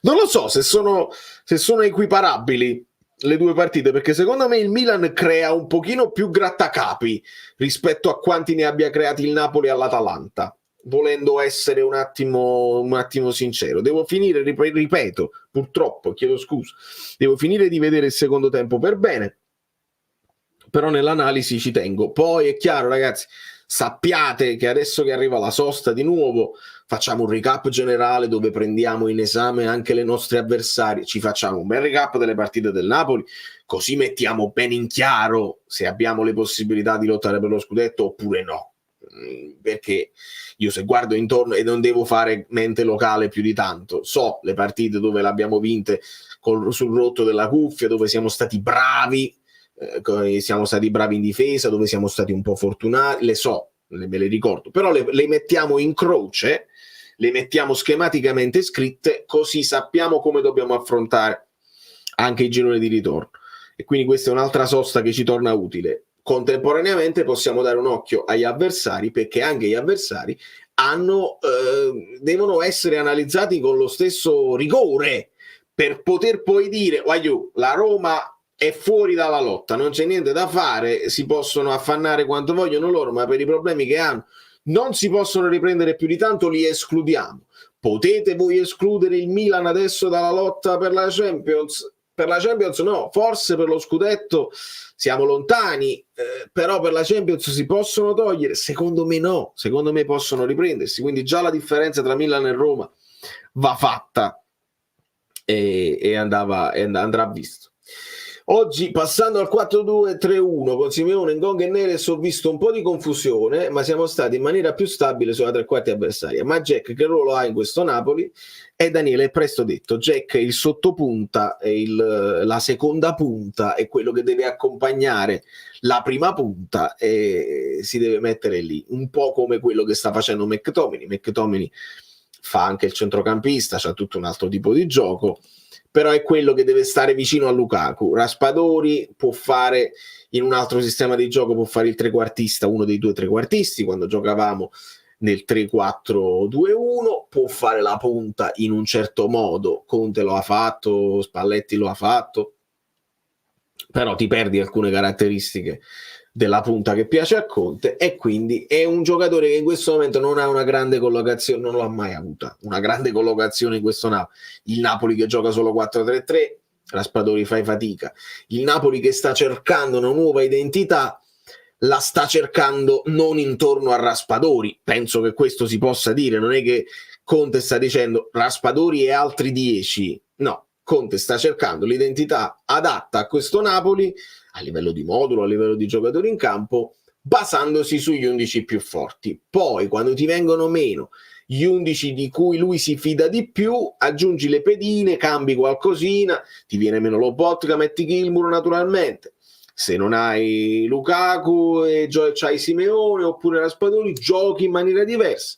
Mazzocchi, Politano e Spinazzola invece di Olivera, questi sono poi i dubbietti che Conte risolve partita dopo partita. Va bene i doveri, ma i piaceri quando arrivano? Prima i doveri e poi il piacere. Commento memorabile, questo qua penso che l'ho preso, il commento memorabile di Arsène Lupin. Io credo che alcuni giocatori abbiano sottovalutato l'indicazione di Conte di giocare a 1-2 tocchi. L'Atalanta gioca diversamente dalle altre, pressing alto e non danno modo di tenere palla. È vero sulla carta, ma io non l'ho visto tutto questo pressing alto feroce. Veramente la vedrò meglio, la vedrò più attentamente così. Io non li ho visti così impossibili da affrontare quelli dell'Atalanta oggi. Ho visto che ci hanno controllato con abbastanza facilità, ma vi ripeto, posso avere problemi io perché poi mi sono svegliato così la partita, ma scusate, quindi mi riservo di andare a rivederla bene e di darvi soddisfazione. Non ho visto questa aggressione. Era più aggressivo la Fiorentina di Italiano, il Bologna di Italiano che l'Atalanta. Non sono convinto. Buonasera, come vedresti giocare qualche volta con Raspadori al posto di Scott, Kvara e Neres al posto di Luca? Allora, come Luca? Aspetta. Ok. Quindi tu dici con Kvara e Neres al posto di Lukaku, quindi Lukman decatelare Kvara Neres con Raspadori dietro la punta, Raspadori come Pasalic. No, a quel punto io ti dico McTominay, Kvara Neres sì, nel senso a Pasalic lo fai fare a McTominay che fa il centrocampista trequartista che lega e si può buttare dentro, specialmente se un Kvara e un Neres insieme vengono a fare un po' i finalizzatori e un po' quello che ti vengono a portare dentro i difensori che ti devono inseguire, e poi c'hai uno che si butta dentro come McTominay invece di un Raspadori. Quindi il Pasalic che poi finisce anche a chiudere l'azione lo fai fare a McTominay. Mi piace abbastanza, cioè è uno di quei modi diversi poi di sviluppare.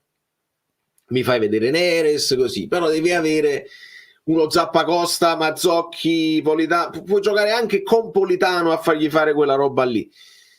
Però poi ritorniamo al Di Lorenzo solo braccetto, che un pochino in difesa soffre qualcosina quando viene sollecitato come braccetto. Come impostazione braccetto va benissimo Di Lorenzo, però quando poi diventa difensore puro qualcosina la concede.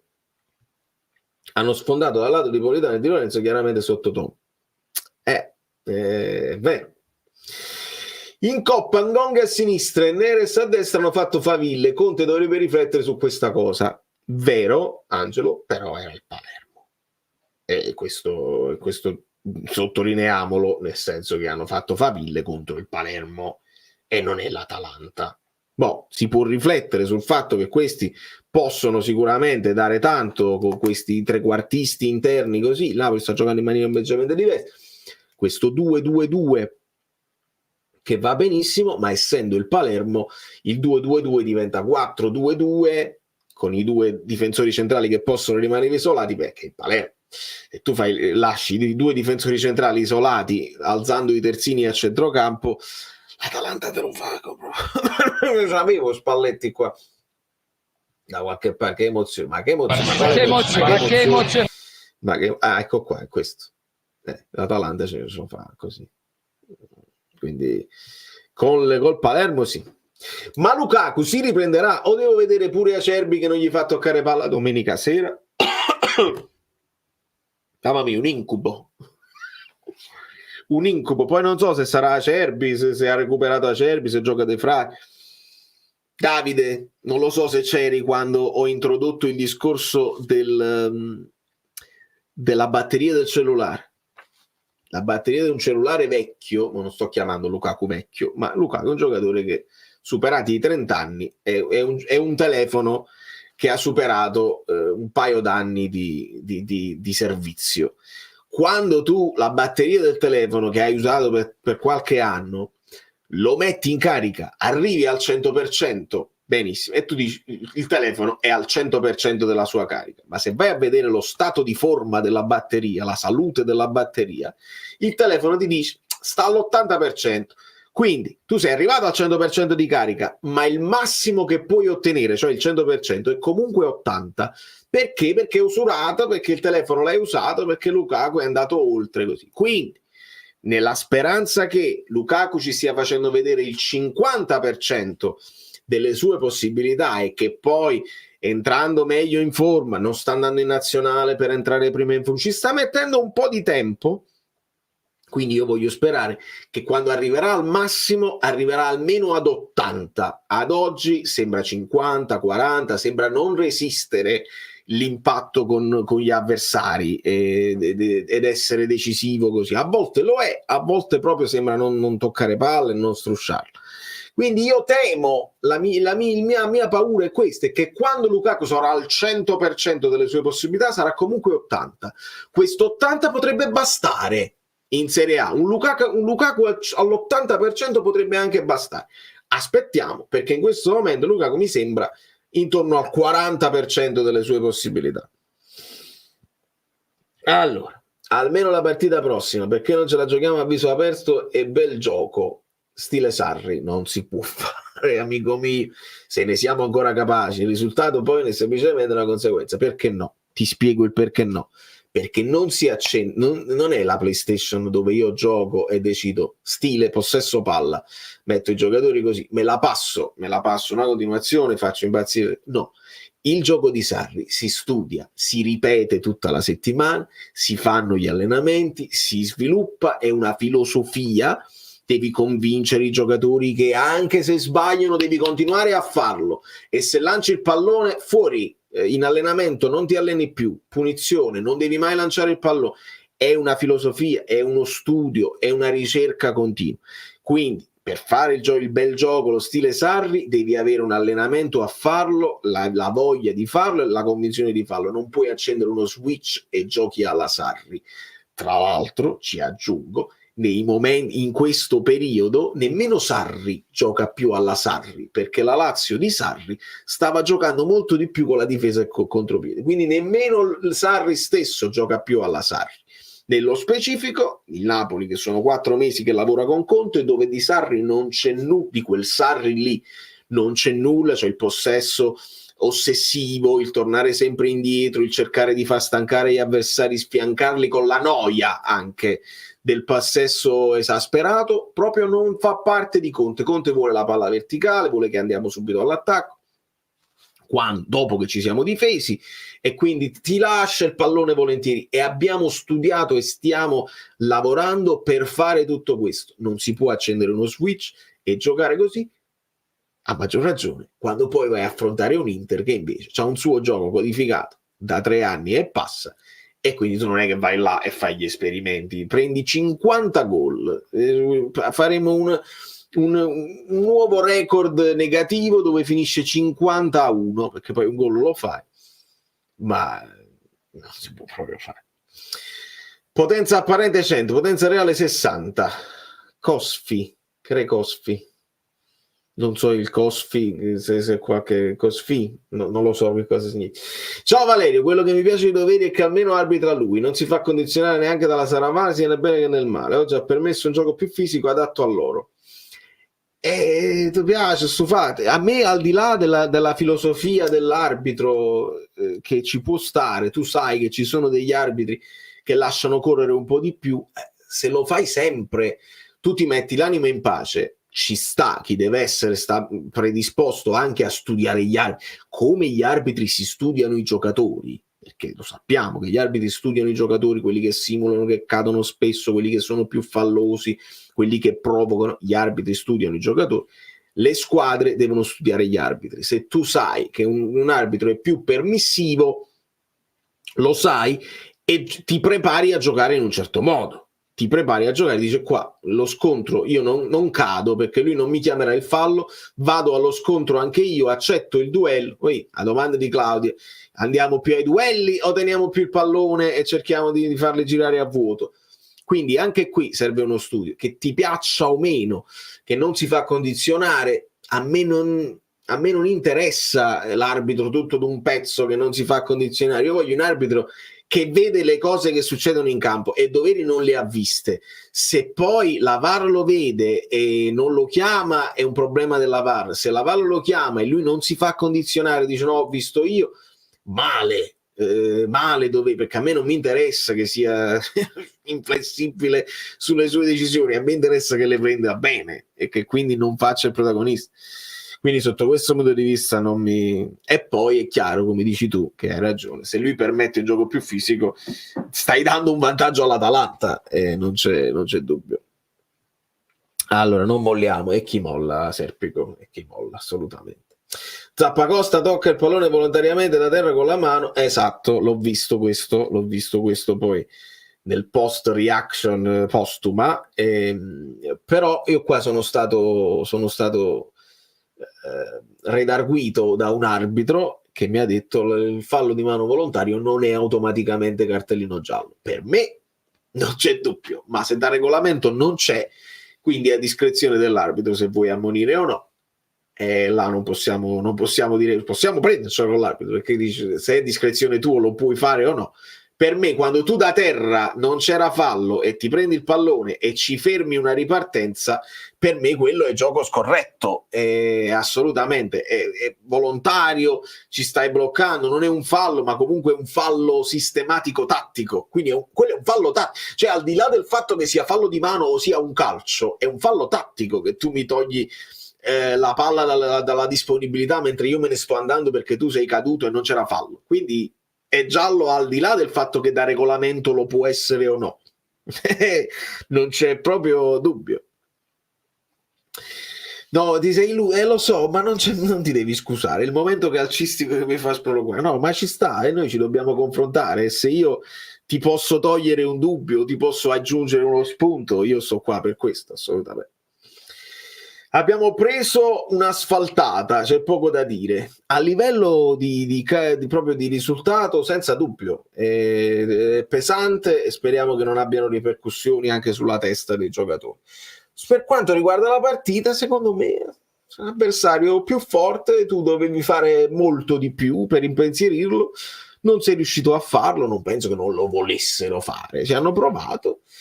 I cambi di Conte secondo lui erano quelli giusti, perché non penso che Conte decide di fare i cambi sbagliati di proposito, ha deciso di fare i cambi giusti e così è andata, anche se sono cambi che secondo me possono anche essere discutibili.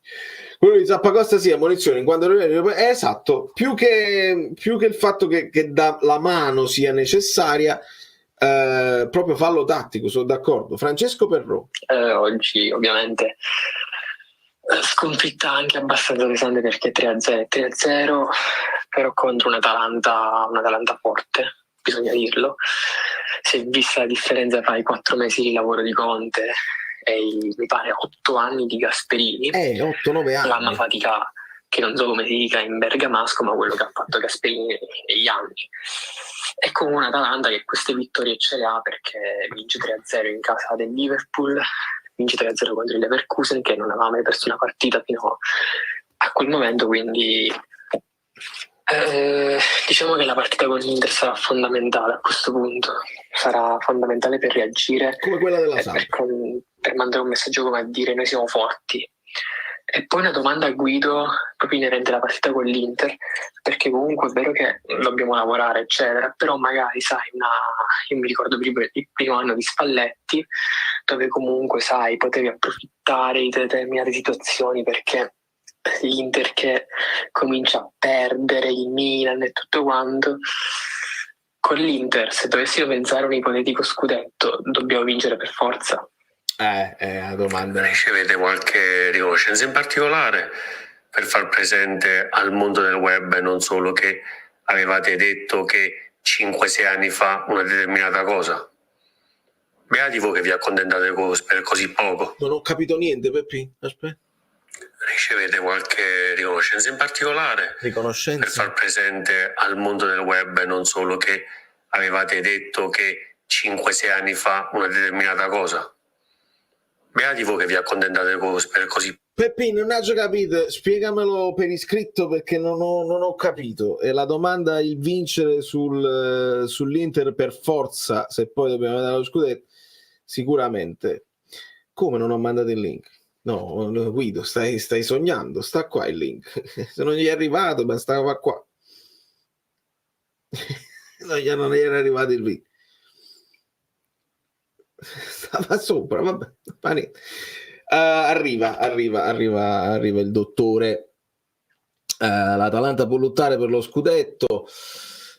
Sembra sempre che gli manca qualcosina per poi nella continuità così. Il fatto che abbia perso delle partite inopinate all'inizio del campionato può sembrare che non lo possa fare, però se va in rodaggio e non si ferma e dimostra un pochino più di continuità, perché no? Dipende dagli avversari, signori. Io parto dal presupposto, e sarà sbagliato, che quelle tre hanno il posto fisso: Inter, Juventus e Milan. Poi la Juventus sta avendo delle difficoltà perché è un altro di quei progetti lavori in corso. Il Milan sta avendo grosse difficoltà. L'Inter hanno provato a dire grosse difficoltà, ma alla fine sta là bella solida, secondo me. Ha subito parecchi gol, ma sta là bella solida, e si inseriscono in questi contesti che sono quasi per diritto di nascita di loro competenza. Si inserisce il Napoli, che ha cominciato molto bene, si inserisce l'Atalanta, si inserisce una Lazio che non sta facendo assolutamente male nonostante le premesse societarie non fossero ideali. La Fiorentina io credo che sta facendo molto bene, adoro Palladino, però non lo so quanto poi possano resistere là in alto. Come per esempio l'Udinese quest'anno la Champions, no, lo sapete, l'Udinese comincia bene, poi essere sceso, come fece il Frosinone l'anno scorso. Non dico che retrocederanno, però ci sono degli exploit che si sente che sono exploit e che non vanno fino in fondo. Altri invece possono avere più solidità e continuare, come per esempio la Lazio, come per esempio l'Atalanta. Quindi lì noi dobbiamo afferrare non quel quarto posto che dobbiamo arrivare quarti, ma il quarto posto da inserirci dopo quelle tre. poi quelle 3 possono inciampare, l'abbiamo visto, stiamo vedendo, e che bello che ogni tanto inciampano pure e non sono per diritto di nascita per forza tra le prime 3. Se inciampano devi approfittare, devi stare tu davanti alla Lazio, devi stare tu davanti alla Roma, all'Atalanta. Io penso che è abbastanza strutturato il campionato per quelle che sono l'importanza delle squadre, per quello che possono permettersi di spendere sul mercato, debiti o no, risanare o no i bilanci e le cose. È abbastanza delineato, basta vedere, secondo me, più che quanto si spende sul mercato, perché poi quelli sono numeri che a bilancio sono diversi di anno in anno. È impazzito, ha speso 200 milioni. No, in bilancio, lo sappiamo, l'abbiamo letto. Di anno in anno ti puoi permettere delle cose rispetto a altre. È il monte ingaggi che fa la differenza, perché tu puoi spendere anche tantissimi, ma se sono giocatori che guadagnano meno mediamente di tutti gli altri, vuol dire che sulla carta perlomeno sono giocatori che performano di meno. Poi ci sono le eccezioni, perché Kvara è uno che guadagna di meno ma dovrebbe guadagnare di più. Quindi lì siamo nella differenza che fa la Serie A. Quando le altre inciampano, giocano male, vengono non sempre Gianluca, dalle volte inciampano, però altre volte ci sono dei momenti in cui non facciamole inciampare troppo sennò è una tragedia. Questo sì, questo lo rileviamo. La speranza è che questo 3-0 serve come quello iniziale. Ho visto un buonissimo Napoli, quel palo cambia la partita. Il palo di McTominay, sì, è un bel recrimine. Allora sono scemo io, Guido, hai ragione. Ma perché sono scemo io? Dovevi scrivere nella chat di sono scemo io. Aspetta, devo prima scrivergli sono scemo io, così resta agli atti che sono scemo io, e poi, perché se voi aspettate Guido e Guido non arriva, è colpa mia, ed è solo colpa mia, e lui invece di dire il link di YouTube, il link, sbagliato, si è dimenticato il link e ho sbagliato il link, e non ho capito perché stavo dormendo. È così, sono scemo io. E adesso sistemiamo, così facciamo intervenire anche Guido, che lo sapete interviene solo quando il Napoli vince. Se Telegram me lo fa fare, perché se Telegram non me lo fa fare diventa difficile. Se invece Telegram me lo fa fare, ok, ce l'abbiamo fatta, e quindi possiamo dare il benvenuto a Guido in qualche momento. Allora, esattamente, e lo so che stai scherzando, prendo il messaggio perché so benissimo che è una frase sarcastica. La Juve è stata sfortunata con Bremer, hai ragione Davide, questa è una cosa che si può dire, perché poi è fattuale che nel momento in cui salta Bremer saltano molte certezze nella difesa della Juve. Guido Gentile, a cui chiedo scusa infinitamente. Ciao, buonasera amiche belline, buonasera amici bellini, buonasera Valerio. Continuavo a mandare il link di YouTube a raffica. Vabbè che so vecchio, vedi la barba bianca, però non così rincoglionito. Allora, analizziamo a blocchi. In estrema sintesi, sai che funziona del cibo anche nel calcio, no? Quando prepari gli eventi, si affrontavano la migliore difesa contro il miglior attacco, chiaramente rappresentato dal Napoli. La migliore difesa è l'attacco atomico dell'Atalanta, 26 gol in 10 partite, che fa 2,6, che fa 98 e qualche cosa come proiezione, chiaramente puramente ipotetica a fine anno. Scusate, di solito in Serie A vince la migliore difesa, non è stato questo il caso, ha vinto l'Atalanta 3-0. Quinta vittoria di seguito dell'Atalanta.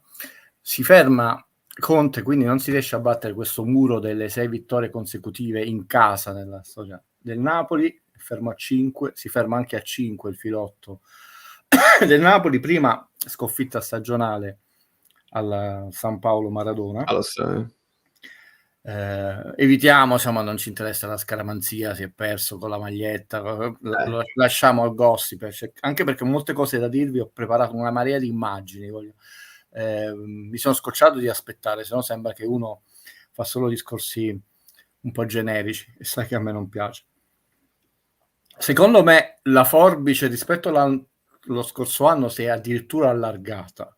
L'Atalanta ha dato una dimostrazione di forza non solo in tutti i reparti, non solo tecnicamente, tatticamente e mentalmente, ma riusciva a variare i tempi della partita, non solo i cambi gioco dall'altra parte del campo, ma proprio la velocità con la quale voleva affrontare la partita, con una serenità incredibile. Il che non significa che il Napoli non è migliorato rispetto al Napoli in disarmo dello scorso anno, ma significa che l'Atalanta è migliorata ancora di più rispetto allo scorso anno, nonostante una partenza horror. L'Atalanta ha perso 3 partite nelle prime 5, che è qualcosa di clamoroso, ti porti questo groppone questo sulle spalle non indifferente, però adesso ha messo il turbo. Ho l'impressione, l'ho vista con molta attenzione una volta e mezzo, è che veramente ha vinto con il minimo sforzo, tant'è vero che anche il simpaticissimo Gasperini e i giocatori dell'Atalanta dopo la partita nelle dichiarazioni non erano così, diciamo, non dico contenti, esaltati, non hanno giudicato una di quelle partite svolta che a volte capita nella stagione, come in realtà ha giudicato quella dello scorso anno, che è stata una di quelle partite che gli ha dato un po' di fiducia, e chiaramente poi la grande fiducia è stata battere in finale una squadra che non aveva perso manco una partita e vincere un trofeo europeo. E questo è un brutto segnale, cioè significa che battere questo Napoli in salute, convalescente, eccetera, per l'Atalanta non significa più tanto. Guido, fammi intervenire proprio perché, visto che l'ho rivista, mi mancano 20 minuti, però io non ho notato un'Atalanta, e qua ti chiedo un aiuto, non ho notato un'Atalanta quella ferocia, pazzesca, uomo su uomo, così l'ho visti abbastanza tranquilli in attesa. Quello che mi ha fatto impressione è proprio la capacità di variare il ritmo della partita perfettamente al loro piacimento.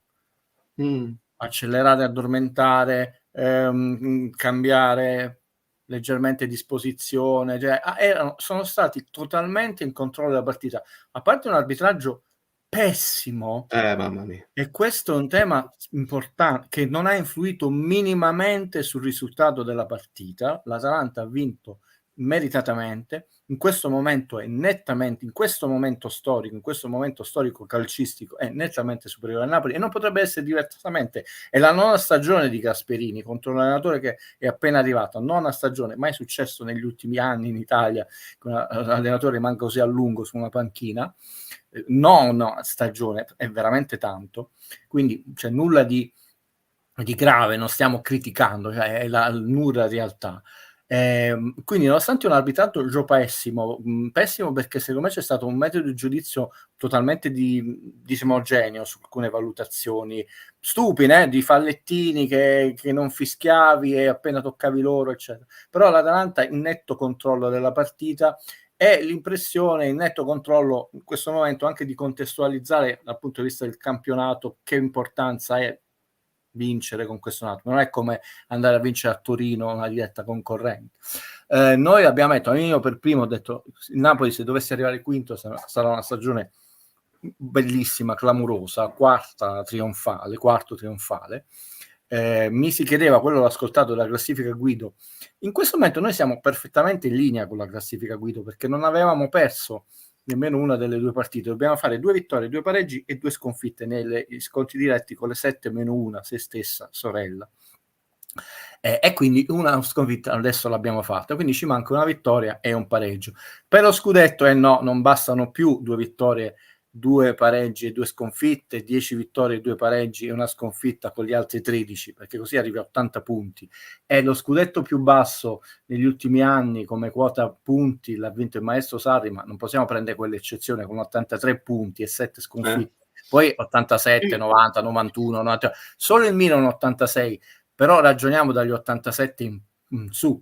40 e 40 sono molto lontani dagli 87 punti, quindi è evidente che quella sconfitta con gli altri 13 non te la puoi permettere e devi vincere almeno un altro scontro diretto in più, però non è roba per noi, cioè si è vista oggi calcisticamente che l'Atalanta c'è stata superiore. Intanto Ti trovi con questa analisi? Perdere 2 partite ogni 11 gare significa 7 sconfitte totali su 38. Ci sta se vuoi rientrare nelle prime 4 a fine campionato. La classifica, Guido, per ora dobbiamo essere molto attenti a non...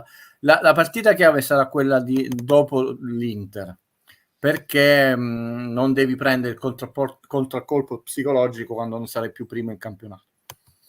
Allora, questo poi mi lega anche a una domanda che mi faceva Francesco, cioè se vuoi vincere lo scudetto, sempre per ipotesi così, se vuoi dare il messaggio così, devi vincere con l'Inter, perché certo. Dimostri che... Certo. No, dimostri che l'Atalanta, la sciuliata che ti può capitare perché sono stati più forti, perché entra perché prendi il palo invece di reagire subito, e dai lo status, dice io ho battuto l'Inter, campione, e quindi mi voglio veramente fare. Ora, come si affronta secondo te? Perché l'Inter arriva subito dopo la sconfitta e tu vuoi dimostrare che la sconfitta è un momento. Quindi non perdere, cioè rimanere in scia, rimanere con un possibile pareggio, ci può stare nell'idea di Conte. Sì, però io ti voglio far vedere un'altra cosa intanto. Prima di questa cosa che ti ho mandato, ok? Sì. Che è la distanza. Vedi questo, che quindi in ordine temporale è il file più recente che ti ho mandato. Fai vedere questo piccolo file, è una sciocchezza, però fa capire anche l'andamento delle ultime 7 giornate, perché tutti sono concentrati sullo scudetto e non guardano la situazione un po' complessiva. Allora, chiaramente è molto parziale adesso. Questa è la classifica negli ultime 7 giornate. Chiaramente adesso la Fiorentina va scalata su, perché l'ho appena scritto e l'avevo messo in ordine alfabetico, erano tutti a 16, adesso la Fiorentina ha 19 punti, quindi più dell'Atalanta a Napoli.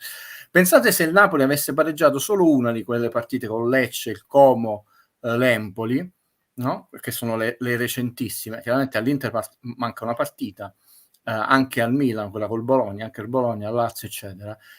Mettiamo per ipotesi che l'Inter vinca, Milan e Bologna pareggiano, perché non perché ti voglio, cioè noi avremo tutte le squadre a 16 punti, la Juve a 13, quindi chiaramente è l'andamento negli ultimi 7 giornate, però insomma ad agosto devi, mercato aperto, tante cose devi ancora un po' calibrare. Ragazzi, la classifica è cortissima e lo sarà molto di più la settimana prossima. E voi state tutti pensando allo scudetto, io sto pensando alla Fiorentina, che è uno schiacciasassi e non si considera. La Fiorentina è la 5ª vittoria consecutiva. Si è iniziato un campionato dove con difficoltà le squadre, anche l'Inter, no? Ha pareggiato, ha vinto, ha pareggiato, e l'Inter campione d'Italia. Hanno avuto, la Juve ha vinto, ha pareggiato, ha ripareggiato. Hanno avuto difficoltà a vincere 2 partite di seguito, 3. Adesso abbiamo l'Atalanta e la Fiorentina che hanno vinto 5 partite di seguito e sono tante. La Fiorentina 6 negli ultimi 7, eccetera. Quindi insomma io direi che entrare nelle prime 6 significa che tu stai facendo fuori una tra Lazio e Fiorentina. La gente non considera questo, cioè Inter, Juve, Milan e Atalanta sono là, le prime 4. Possiamo salutare la Roma, poi magari vincono questa partita. Però la Roma adesso c'è questa difficoltà per me, che io considero più una settima sorella, la Fiorentina. La Fiorentina. Ma se lo sono guadagnati sul campo sia la Fiorentina che la Roma, questa tua considerazione. Se fai vedere i 2 file che ti ho mandato, ma te ne mando tanti di stanza, no? Perché si parlerà, si diranno un sacco di cretinate, però incominciamo a analizzarlo questo gol. Io non l'ho mai raccontato, che il mio allenatore della primavera, eccetera, era un portiere di Serie B.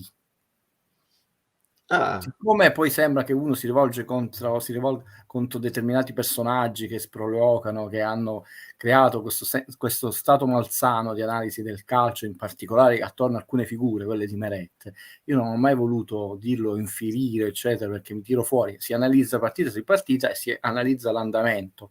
Allora sappiamo con certezza, questo insomma nessuno ci potrà smentire, e lo diciamo subito, che il tiro è stato scoccato a 22 metri. Lo sappiamo perché la linea del calcio dell'area di rigore è 16,50 metri, e per comodità le linee di calcio, lo potete vedere, sono le immaginarie linee di calcio dell'andamento con lo quale viene tagliata l'erba, 5,5 metri. Infatti si trova perfettamente il cambio tra linea chiara e linea scura sul dischetto di rigore, e perfettamente il nuovo cambio scuro chiaro all'area di rigore. 5,5, 5,5 e 5,5 fa 16,5, 5,5, 5,5 fa 11. Nuovo cambio di colore tra chiaro e scuro, lui tira appena dentro il nuovo cambio di colore, chiaramente ipotetico, l'erba è sempre quella, la palla si sposta un po', calcia a 22 metri. Quindi noi sappiamo che il tiro è stato, secondo me dirà, era vicino, era lontano, eccetera. Adesso ti mando altri fermi fotogrammi, perché non stiamo colpevolizzando Omelet, stiamo cercando di analizzare calcisticamente il tiro. Quindi ragazzi, questa non è, noi ci tiriamo fuori da quelle trasmissioni urlate, cacciarone, un citofono, non citofono, prima dobbiamo parlare di calcio. E ti mando altre cose, no, ma soprattutto io ti ho preparato una cosa molto carina, perché quello secondo me è uno degli argomenti discussione. Ti ricordi quando rompevano le scatole? La bisettrice che era scarso senza spiegare nulla, Ospina, no? Il tiro non è angolatissimo, Valerio, e lo vedrai con mi sa che ma ho preparato tutta una serie di cose, ma soprattutto una chicca. Puoi far vedere gli ultimi 3 in successione, però partendo dalla meno recente, altrimenti qui aspetta, sì, perché si vede da dove parte, ok. Sì, ma le ultime 4, eccetera. Sì, è tutto in diretta, ragazzi. Però così almeno siamo tempestivi. Allora, tempestilli. Ti ricordi? Faceva il terzino, non è? Sì, il terzino. Allora, da questa, perché da questa inquadratura qua poi si vedeva dove finisce il pallone, perché parte da una, però dove finisce. Io ho preso tutte le inquadrature da dietro la porta, eccetera, eccetera, ma soprattutto ho preparato una sorpresina, nel senso, sempre analizzando l'azione, cioè noi non stiamo colpevolizzando, ma dobbiamo dire quello che è successo, no? Allora, questa è la prima, dopodiché questa è la seconda. È tutto in diretta, in direttissima. Lasciate il like, che mi sono svegliato tardi e non... Ok, quindi in successione vedi che la palla si sposta, e c'è la terza dove si vede ancora meglio.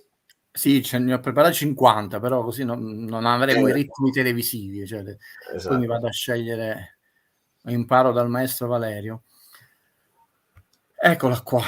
Ce ne sono altre dove si vede che lui la tocca leggerissimamente con la mano, però possiamo dire che il tiro non è al fin di palo. Sì, l'ha anche toccato, ve lo sto dicendo, ragazzi, ma non posso far vedere tutte e 50, perché voglio mandare a Valerio queste due che secondo me, soprattutto se si coinvolge un portiere, fammi vedere dove l'ho messa, perché sono talmente tante. Poi che diventa un video ci no, perché, sì. Una cosa interessante, aspetta, può darsi che non l'ho ancora passata. Perché questa, scusate ragazzi, tutto in diretta. Non mi ricordo che li avevo. Dove sta la lineetta? Intanto lo vedi da dietro la porta. Te ne mando una da dietro la porta. Benny, mi servono i like, se no non ci conosce nessuno. Il like aiuta a far girare il video.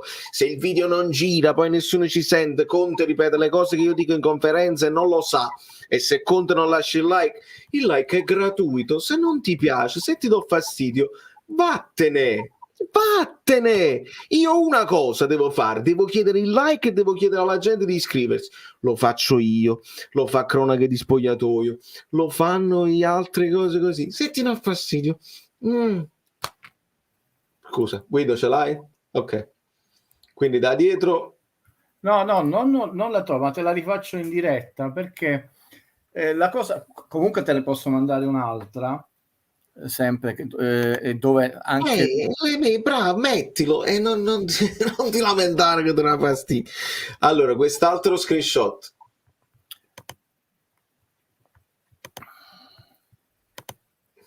Guido mi sta rubando il lavoro degli screenshot dell'analisi. No, non ti rubo niente, è solo questo, di questa azione, perché lo voglio fare, perché sennò poi noi siamo indietro. Perché temo, tu lo sai, la cacciara che si scatenerà. Io ho visto già dei commenti, non abbiamo un portiere, come si chiama? No, questa è la stessa. Chissà dove è andata a finire quella che... Guido sta diventando ridondante, perché se io ne metto un'altra che no. Allora azione... devi prendere le ultime due che sono interessanti. Io avevo fatto con la X. No, tranquillo, scusa, perché sono... no, è perché sennò è sempre la stessa azione. No, gli ultime due, dove tra l'altro si legge fai la tua mania del tuo eroe, dove lui è con i piedi a terra e poi si tuffa.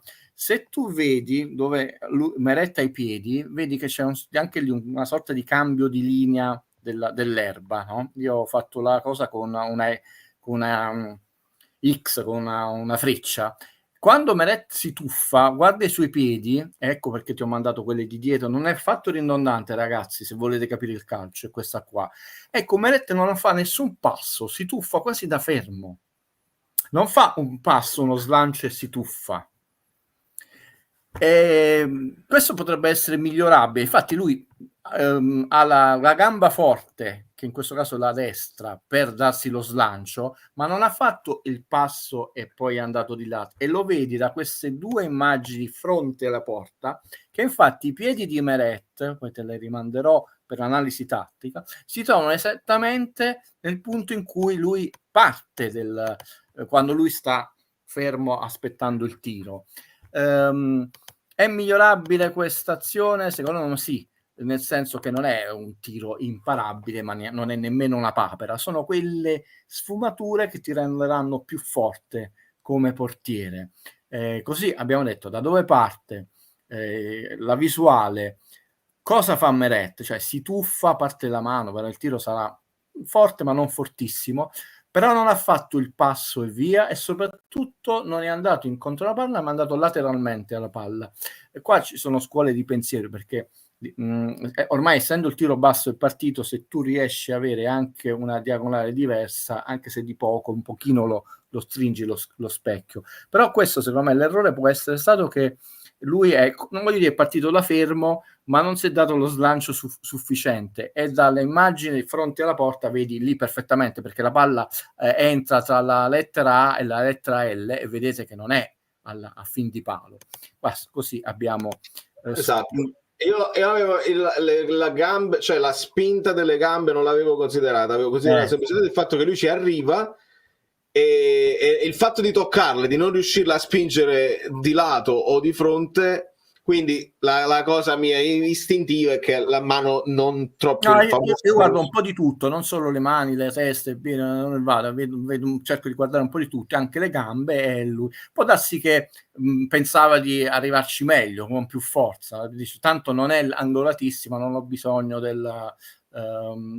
di fare il passo e via. Tutto il Napoli non si è dato lo slancio oggi. Sul primo gol è un errore. Tu fai una spizzata all'indietro, ti arriva ai 5 metri, non può fare niente il portiere. E secondo, lui è in controtempo, Meret, e becca l'angolino, la difesa messa male, di nuovo non può far nulla.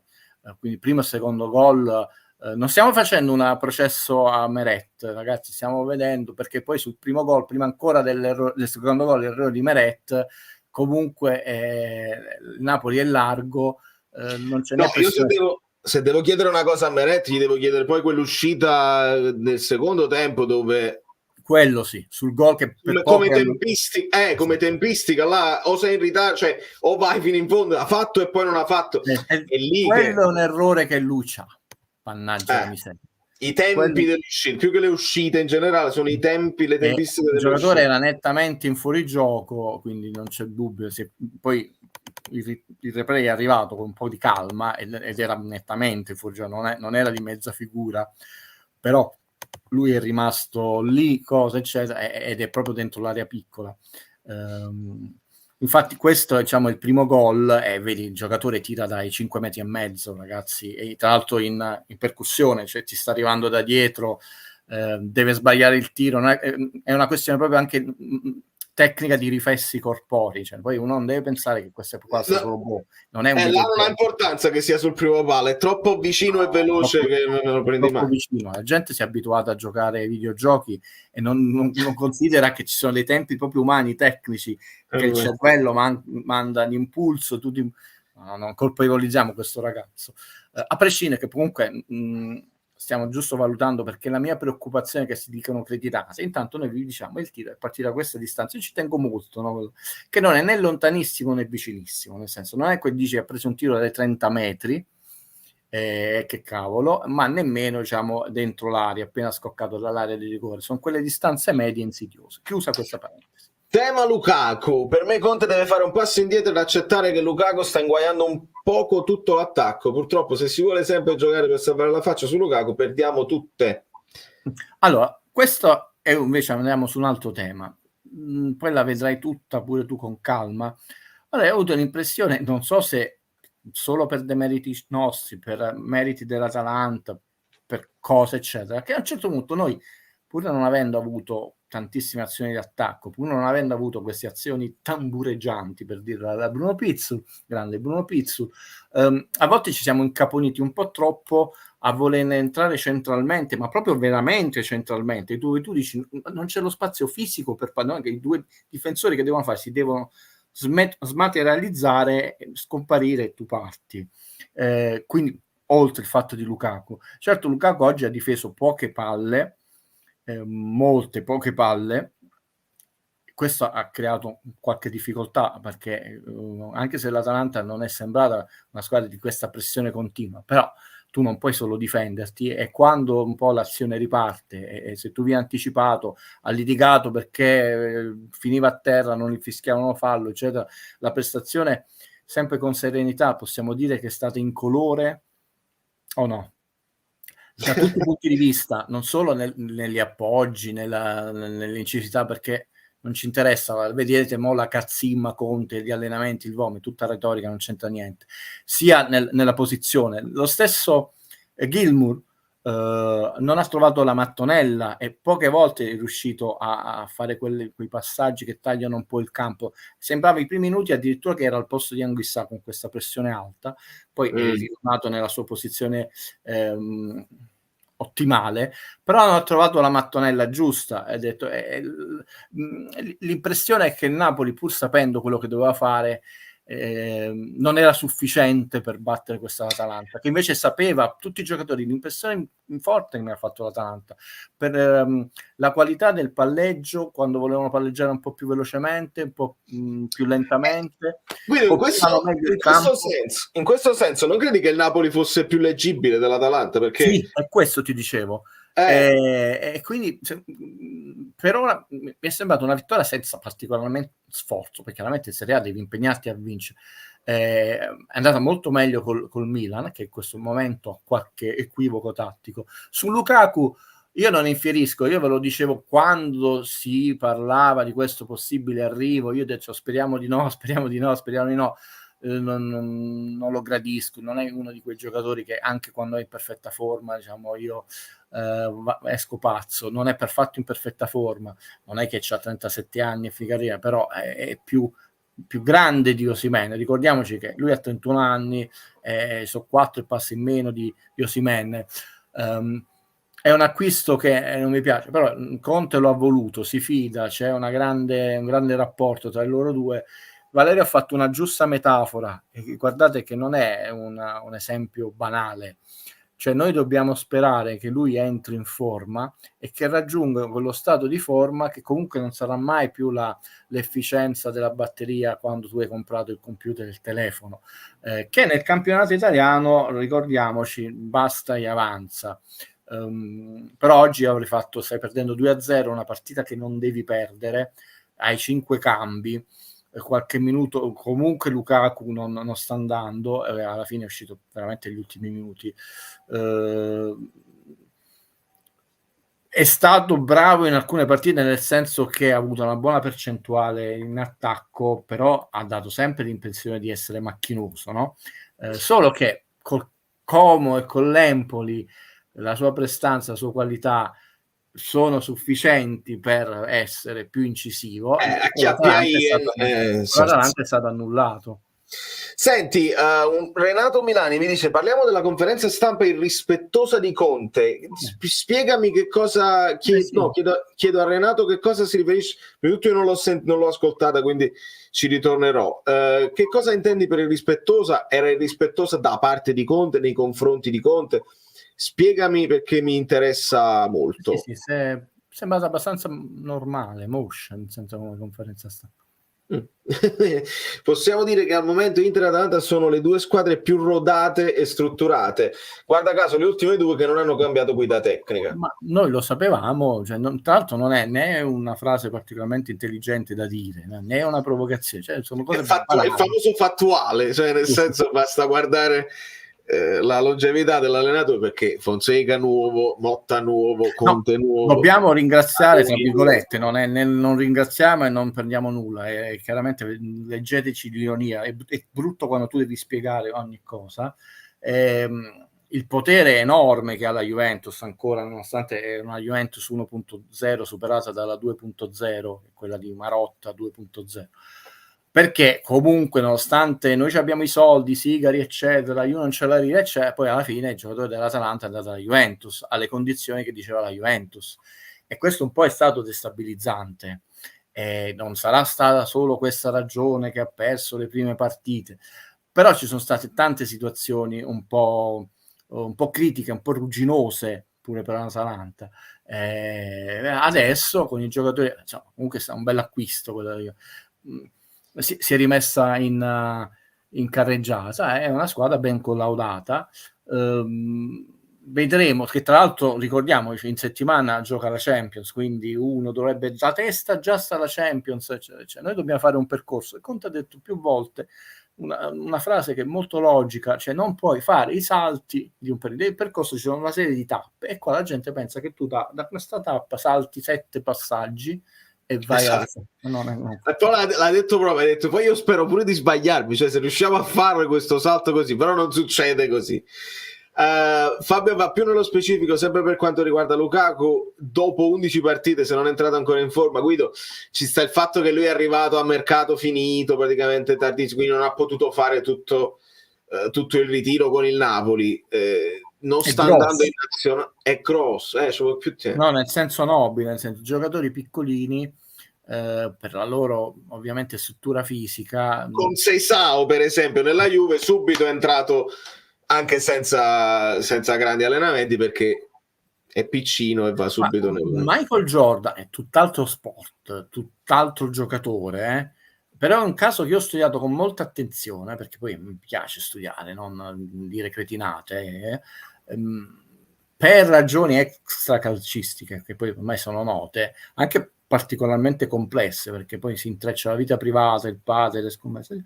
Per 1 anno e mezzo prima si ritirò e poi nel mentre si mise a giocare a baseball, quindi non è che si ritirò tipo il vero Ronaldo, il fenomeno, ha detto basta, io non voglio fare più sport, è un po' ingrassato perché non può interrompere di colpo, no? E giocò a baseball. Quando è tornato, perché un po' si vociferava è tornato, io ebbi modo di parlare con delle persone vicine all'NBA, giudicarono il suo stato fisico disastroso e hanno messo a ferro e fuoco un programma. Stiamo parlando di uno che sembrava uguale, cioè fisicamente non è che dice ingrassato, come si chiama, ha avuto infortunio al ginocchio, è stato 1 anno e mezzo fuori. No, a baseball tra l'altro giochi con più continuità, no? Sempre sport, e fu tosto farlo rientrare, no? Come sono i parametri, cioè. E parliamo di un giocatore longilineo, cioè Michael Jordan, ok, 1,96 quant'era, eccetera, però pure sono quei giocatori quasi 100 kg, un po' più alto di Lukaku, con una struttura diversa. Ragazzi, ci vuole tempo, quindi più hai strutture grosse, in questo caso ce l'hai grosse e lunghe, perché non sei un ragazzo di 1,60 e sei un culturista, sei uno quasi 1,80, 84, 85, 86, non so, però insomma si avvicina alla mia altezza, o addirittura alto quanto me, con quasi 90 kg o passi di muscoli, e più ci sono gli avversari, nel senso non è solo un fatto stato di forma. Certo. Allora, Renato mi ha spiegato cosa intendeva nei confronti dei tifosi, quindi rispettosa di Conte nei confronti dei tifosi. Paragonare il Napoli all'Atalanta, dire che questa è più forte, l'Inter è più forte, allora che giochiamo a fare? Non si è assunto alcuna responsabilità, si nasconde nel noi. No, vabbè, però questa mi sembra una forzatura. Rispondi tu, perché sennò io vado a frego. No, perché mi sembra... sai perché? Perché è come se io tutto quello che ho detto in 5 anni, Renato è capace pure che non mi ha mai visto e quindi giustamente casco io dal pero, ma se tutto quello che ho detto in 4 anni di YouTube sparisce così che non è passato niente, vado più in freva io di quanto potrebbe andare in freva Conte. Allora, prima precisazione di un secondo, è 1,91 Lukaku, quindi 2 centimetri più alto di me, cavolo, quindi sono tanti, insomma dicono che il peso forma è 94 kg, chiusa questa parentesi, quindi ancora peggio dell'1,84, 85, 86, 87. Analizzeremo con serenità, tra l'altro proprio in questo canale. Mi segui, Dani? Ok. Ha detto gli anni passati è questo, cioè non dobbiamo chiedere scusa a nessuno, né come previsioni, insulti, eccetera, anche su Conte.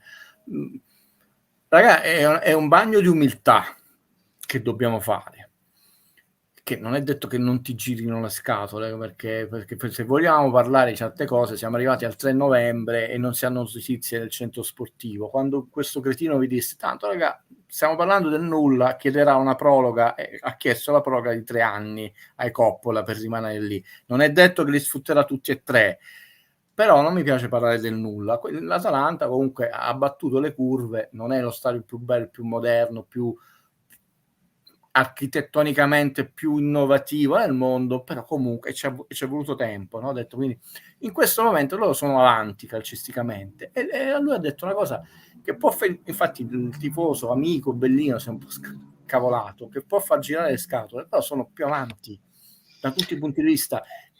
Ma io lo do per scontato, capito? L'Atalanta c'ha, non come scudetti, come trofei internazionali, a me fa girare molto le scatole perché io voglio vincere i trofei tutti, anche i tornei estivi, figurati quelli internazionali. Ha una Coppa UEFA come il Napoli, era più nobile, ok, però nel museo è la stessa, non è che poi dici te la facciamo diversa, ma in più c'è una finale di Supercoppa, non c'era quando ho capito, però ce l'ha con Real Madrid, quindi ha lo stesso trofeo nostro e una finale in più europea, noi una ne abbiamo fatta, è più recente tra l'altro, in questo momento storico è più avanti e non bisogna vergognarsi, come ha detto lui, che in questo momento insomma e tu devi puntare, questo tra l'altro è una logica dello sport, no? Ho detto quando uno è leader io per superarlo devo diventare più bravo di lui. Ed è la logica che ti fa diventare più bravo di lui. Secondo me non solo non è rispettoso, lungi da me non lo devo né difendere né amare, sapete come la penso su di lui. È quello, se invece tu pensi no, ma lì l'alibi eccetera, poi diventi più bravo di lui e quello dice cavolo mi hanno superato, io per superarlo adesso non basta più essere bravo quanto sono Atalanta, io devo diventare più bravo del Napoli che è diventato più bravo di me. Quindi è una presa di coscienza che in questo momento sono più bravi in varie cose e lui però ha anche detto bisogna dirle tutte le cose di Conte, io l'ho ascoltato prima di venire qua, ha detto non è detto che poi noi non miglioreremo, ha lanciato la sputa, ha detto guardate, l'ha detta questa frase, adesso sono più forti di noi. No, però sai perché si è accontentato, non ha detto sono più forti di noi, basta, ha voluto aggiungere, ma questo non significa ma è chiaro, perché non è che non è ambizioso e non vuole vincere, non vuole migliorare. Secondo me Francesco dice bene, spiega, il tifoso del Napoli accetta che l'Inter o la Juve siano più avanti mentre farsi sorpassare dall'Atalanta ti fa strano. E io ho reagito in quel modo nei confronti di Renato perché purtroppo, e chiedo scusa, io do per scontato una serie di cose. Cioè io ho un quadro abbastanza chiaro e mi vedete entusiasta quando parlo della classifica del Napoli adesso, perché come non se l'aspettava Conte, non me l'aspettavo io, ma un passo falso contro un'Atalanta così forte per me non è una sorpresa. Quindi se Conte dice l'Atalanta è più forte, non lo vedo irrispettoso nei confronti dei tifosi, lo vedo l'analisi della realtà ad oggi e anche l'analisi della partita, oltre a quello che dicevi Guido, no? Cioè che stanno più avanti perché hanno fatto un percorso di 9 anni che li ha portati alla vittoria dell'Europa League contro il Leverkusen, mica è poco. Quindi l'analisi del momento dell'Atalanta, poi nello specifico la partita, cioè hanno vinto i duelli, arrivavano prima sul pallone, chiudevano meglio. Prima domanda: quanti quarti di finale ha fatto nella storia della sua vita di UEFA Champions League in Napoli, quanti l'Atalanta? Perché la gente poi si dimentica che quelli stavano andando in semifinale, stava col PSG. Più di noi. Sì. L'anno scorso quanti punti abbiamo fatto nel giro di ritorno? A memoria 25. Quanti ne hanno fatti loro? A memoria 39. Poi vado a controllare se sbaglio o meno. A memoria, seconda squadra dopo l'Inter, con tutto che hanno fatto la UEFA Europa League fino in fondo e la Coppa Italia fino in fondo, persa con la Juve. Quindi si sono fatte tutte le partite possibili e immaginabili, perché hai fatto le 5 di Coppa Italia e tutte quelle di UEFA Champions League e l'hai vinta. E lo stesso hai fatto secondo posto nel girone di ritorno. Io se volete, metaforicamente mi metto la maglia del no, non ci accide nessuno, piace, cioè, però è vero, ce l'hanno fatte queste cose, no? Non si tratta di essere tifosi. Dice, vabbè, solo l'anno scorso hanno avuto anche un anno a vuoto, cioè, però hanno fatto 2 volte i quarti, quindi se la sono pure giocata. Cioè, l'anno scorso è stato un anno particolare di passaggio del Liverpool, cioè, ok, però non hai nessuna colpa a incontrare il quando in quel momento, il Liverpool in quel momento, però tu l'hai battuto, hai una medaglia. Anche noi l'abbiamo battuto in casa e non in trasferta, però l'hanno battuto un passaggio di turno, non ai gironi. È un percorso. In questo momento l'Atalanta è una realtà come si credibile, posso usare questo termine, è costante, credibile e costante. Certo. Nel frattempo il Verona ha fatto un altro gol, quindi stanno 2-1, quindi poi diamo il tempo alla Roma di fare il 2-2 e il 3-2. Dice, però la Roma è veramente una gabbia di matti. Le difficoltà si vedono e non è che se possiamo dimenticare. Anche perché il Verona non è, cioè, mi sembra ha fatto 7 sconfitte su 10 partite, una vittoria purtroppo con noi. Basta incontrare squadre con la maglia gialla. Mamma mia, ecco, questo non l'avevo, perché sono subito la maglia samurai, Arachiri, tutti quanti scriveranno Arachiri, la maglia gialla, questa l'avevo indovinata. Perché, a parte la battuta, Valerio, il famoso anno orribile, no? Un po' particolare. Pure Frosinone, No, aspetta, vado ancora più dietro. Benitez ha un record, uno dei tanti record col simpaticone, detto cioè nel senso è vero, non è che lo sto sfottendo, persona adorabile. Fece 12 punti in UEFA Champions League e uscì, no? E perse con le squadre con la maglia gialla, il Borussia, che però aveva vinto in casa, e perdeva con quella rossa, però poi batté l'Arsenal, cioè, e c'erano queste cose che la gente si fissa. Vedete, quando affrontiamo le squadre con la maglia gialla, io a queste cose credo poco. Quindi era solo un modo, perché poi in realtà col Borussia la famosa punizione di Insigne ne ha fatte 2 nella sua carriera, con la Roma l'anno del ricordo della data della morte di Maradona, e col Borussia. Quindi a volte ci sono queste cose qua. In realtà poi, se ricordo bene, a inizio campionato è vero che il Verona ha la maglia gialla, ma quest'anno ha giocato la prima di campionato con una maglia blu a righine gialle, quindi non era la maglia gialla. Che ci siano squadre più forti non deve essere un alibi, e infatti non lo sarà, non è quello che sta cercando Conte.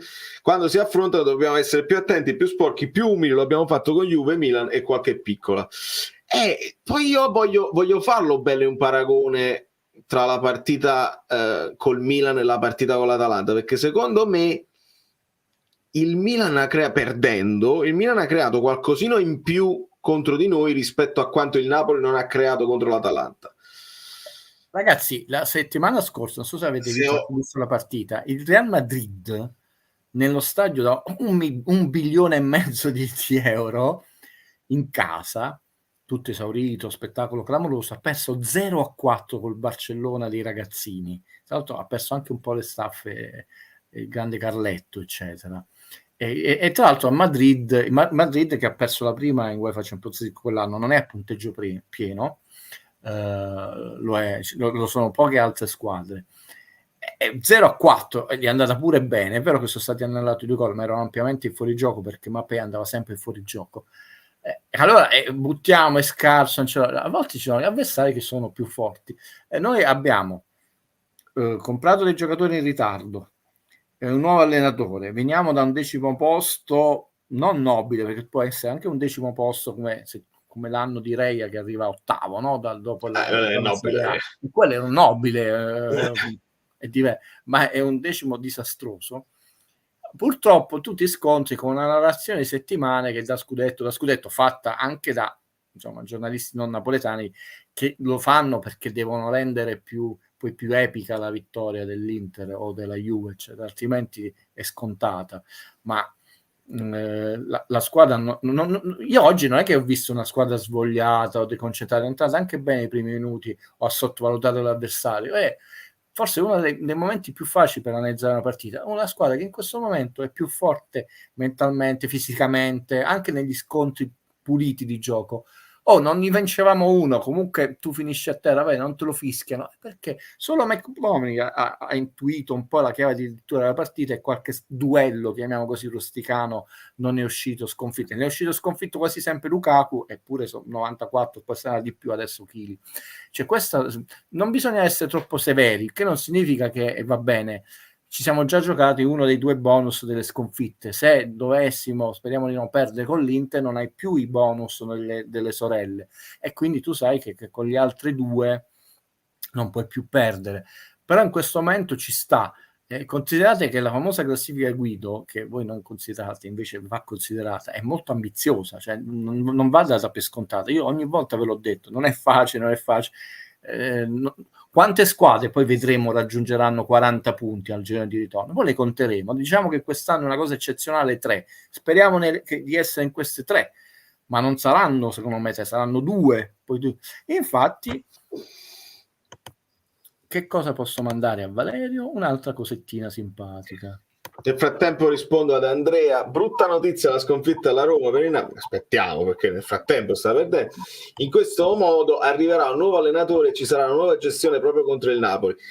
Andrea, allora, prima di tutto piano, vediamo se perde. Secondo, Juric che vinca o perde è comunque in bilico. La nuova gestione, qua possiamo discutere sul quando, nel senso, ti arriva un nuovo allenatore credibile, magari ti dà quella botta iniziale, un po' come successe con Mazzarri che vincemmo proprio con l'Atalanta, anche se non era credibile, però ti dà quella spinta iniziale, i giocatori danno il massimo e può essere che il quando in quel caso ti frega.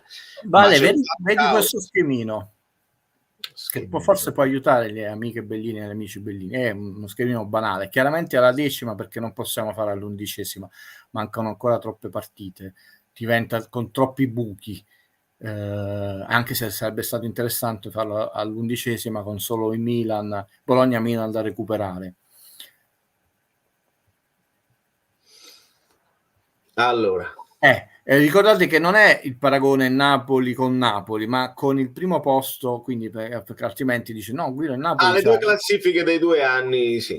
Comparati, ci sta facendo vedere che, attenzione, per ora la 10ª, questa è alla 10ª, non contempla la partita di oggi, ovviamente Bologna e Milan hanno una partita da recuperare, che per ora questa giornata, la 10ª, era la stessa quota scudetto, 25. Quello che è un po' preoccupante è che si era un po' abbassata la quota Champions, ma si era alzata da sotto, premono da sotto le altre sorelle, quindi è una quota Champions compatta. Significa che devi stare attentissimo, che veramente per un punto ne rimani fuori, non hai 5-6 punti è presto, è la 10ª, e questa va tenuta in considerazione, no? Di come si sviluppa la classifica, no? Se si sviluppa più lunga, c'è più spazio, no?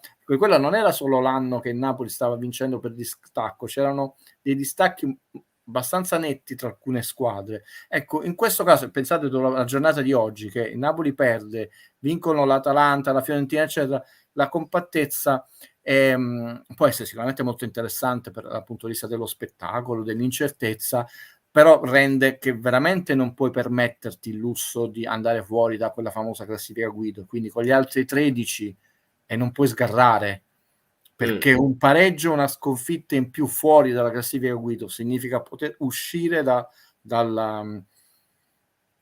dall'orbita coppe. Posso dire una cosa che secondo me fa incazzare, dico una cosa che mi fa perdere gli iscritti. Noi stavamo comunque in scia, cioè guardando la classifica dell'anno scorso, se non avessimo creato tutta quella narrativa che Garcia era un cretino, secondo me, rendendolo più credibile, poi Conte 2 volte, 3 volte, 4 volte Garcia, mettiamolo in chiaro perché si vede proprio che c'ha un approccio allo studio delle partite diverso e lo apprezzo. Però se non avessimo creato l'immagine di Garcia cretino francese così, secondo me si poteva rimanere tra le prime 4, prime 5. Sì, pure secondo me. Però... sì, no, avevi la prova del 9, però hai prove del 9 date nella vita costantemente, no? Pensa al mio settore, che è molto più grave quello che ti sto dicendo, no? È uscito un bellissimo libro solo sul caso Evan Gates, che è uno dei film più importanti della storia del cinema. Nel cinema non c'è, permettetemi questa parentesi, però un parallelismo che mi ha chiamato Valerio in diretta, cioè non ci siamo come sempre mai concordati. Nel cinema non può funzionare la convenzione, cioè non è che poi tu dici inizia il campionato questa giornata, alla 38esima finisce, la 38esima coincide col 5 giugno, per dire. Quindi si va a convenzione. Per convenzione, diciamo, il noir inizia nel 1941 col Mistero del Falco, alcuni dicono c'erano già dei segnali in altri film, e termina il grande noir classico nel 1958 con l'Infernale Quillan di Orson Welles o Touch Evil. La stessa cosa la New Hollywood quando inizia col laureato, forse già prima con Gangster Story, la grande spallata agli studios la diede a Cannes Easy Rider del 69-70, poi vince Mesh nel 70 a Cannes. È la caduta dell'utopia che l'autore più importante degli studi avviene con il flop clamoroso di Cancelli del Cielo 1980 di Michael Cimino, che l'anno prima tra l'altro ti stai perdendo? No, 2 anni prima aveva trionfato con Il Cacciatore. No, è importante perché uno deve essere ma li hai persi, ma io li conosco, li hai persi. Che succede? No, che succede? Che quando lui stava ancora neanche girando I Cancelli del Cielo c'era un bataccio pubblicitario che sarebbe stato un flop. Inizia a girare e c'era tutta una narrazione, si sta perdendo il cast, stanno litigando, non sa cosa fare, ha fatto arrivare la sabbia del deserto, come si chiama là. È uscito questo libro bellissimo solo su questo caso. Ed era una massa enorme critica giornalistica contro questo film, dove non era uscito manco un minuto perché ancora lo stavano girando. Il film fa flop, in realtà la Orion era già in difficoltà. È la stessa cosa che è successa adesso a Megalopolis di Coppola, ed è la stessa cosa, ho chiuso, scusate, almeno abbiamo fatto una pagina storica, che è successa l'anno scorso. L'anno scorso trasmissioni, anche persone che a Valerio stanno simpatiche, dicevano numeri totalmente sbagliati e forzati, pur di rendere credibile la loro non solo narrazione, la presa di posizione, che da un certo punto di vista tu puoi dire è legittimo, tu puoi dire così, ma non dire Simeone sta giocando di meno rispetto all'altro anno, perché paradossalmente stava giocando di più, o il fatto di Simeone, di Lorenzo, eccetera, eccetera. Cioè tutte cose false, non sono sbagliate, perché tu puoi dire non mi piace come gioca Napoli, è perfetto, ma se Simeone sta giocando 200 minuti in più dell'anno scorso, pochi rispetto a quello che meriterebbe, intanto è un falso storico, e di questi falsi storici l'anno scorso nei esami, guardate, avevo un elenco infinito che non vi faccio perché li fa Salvini, eccetera, quindi là.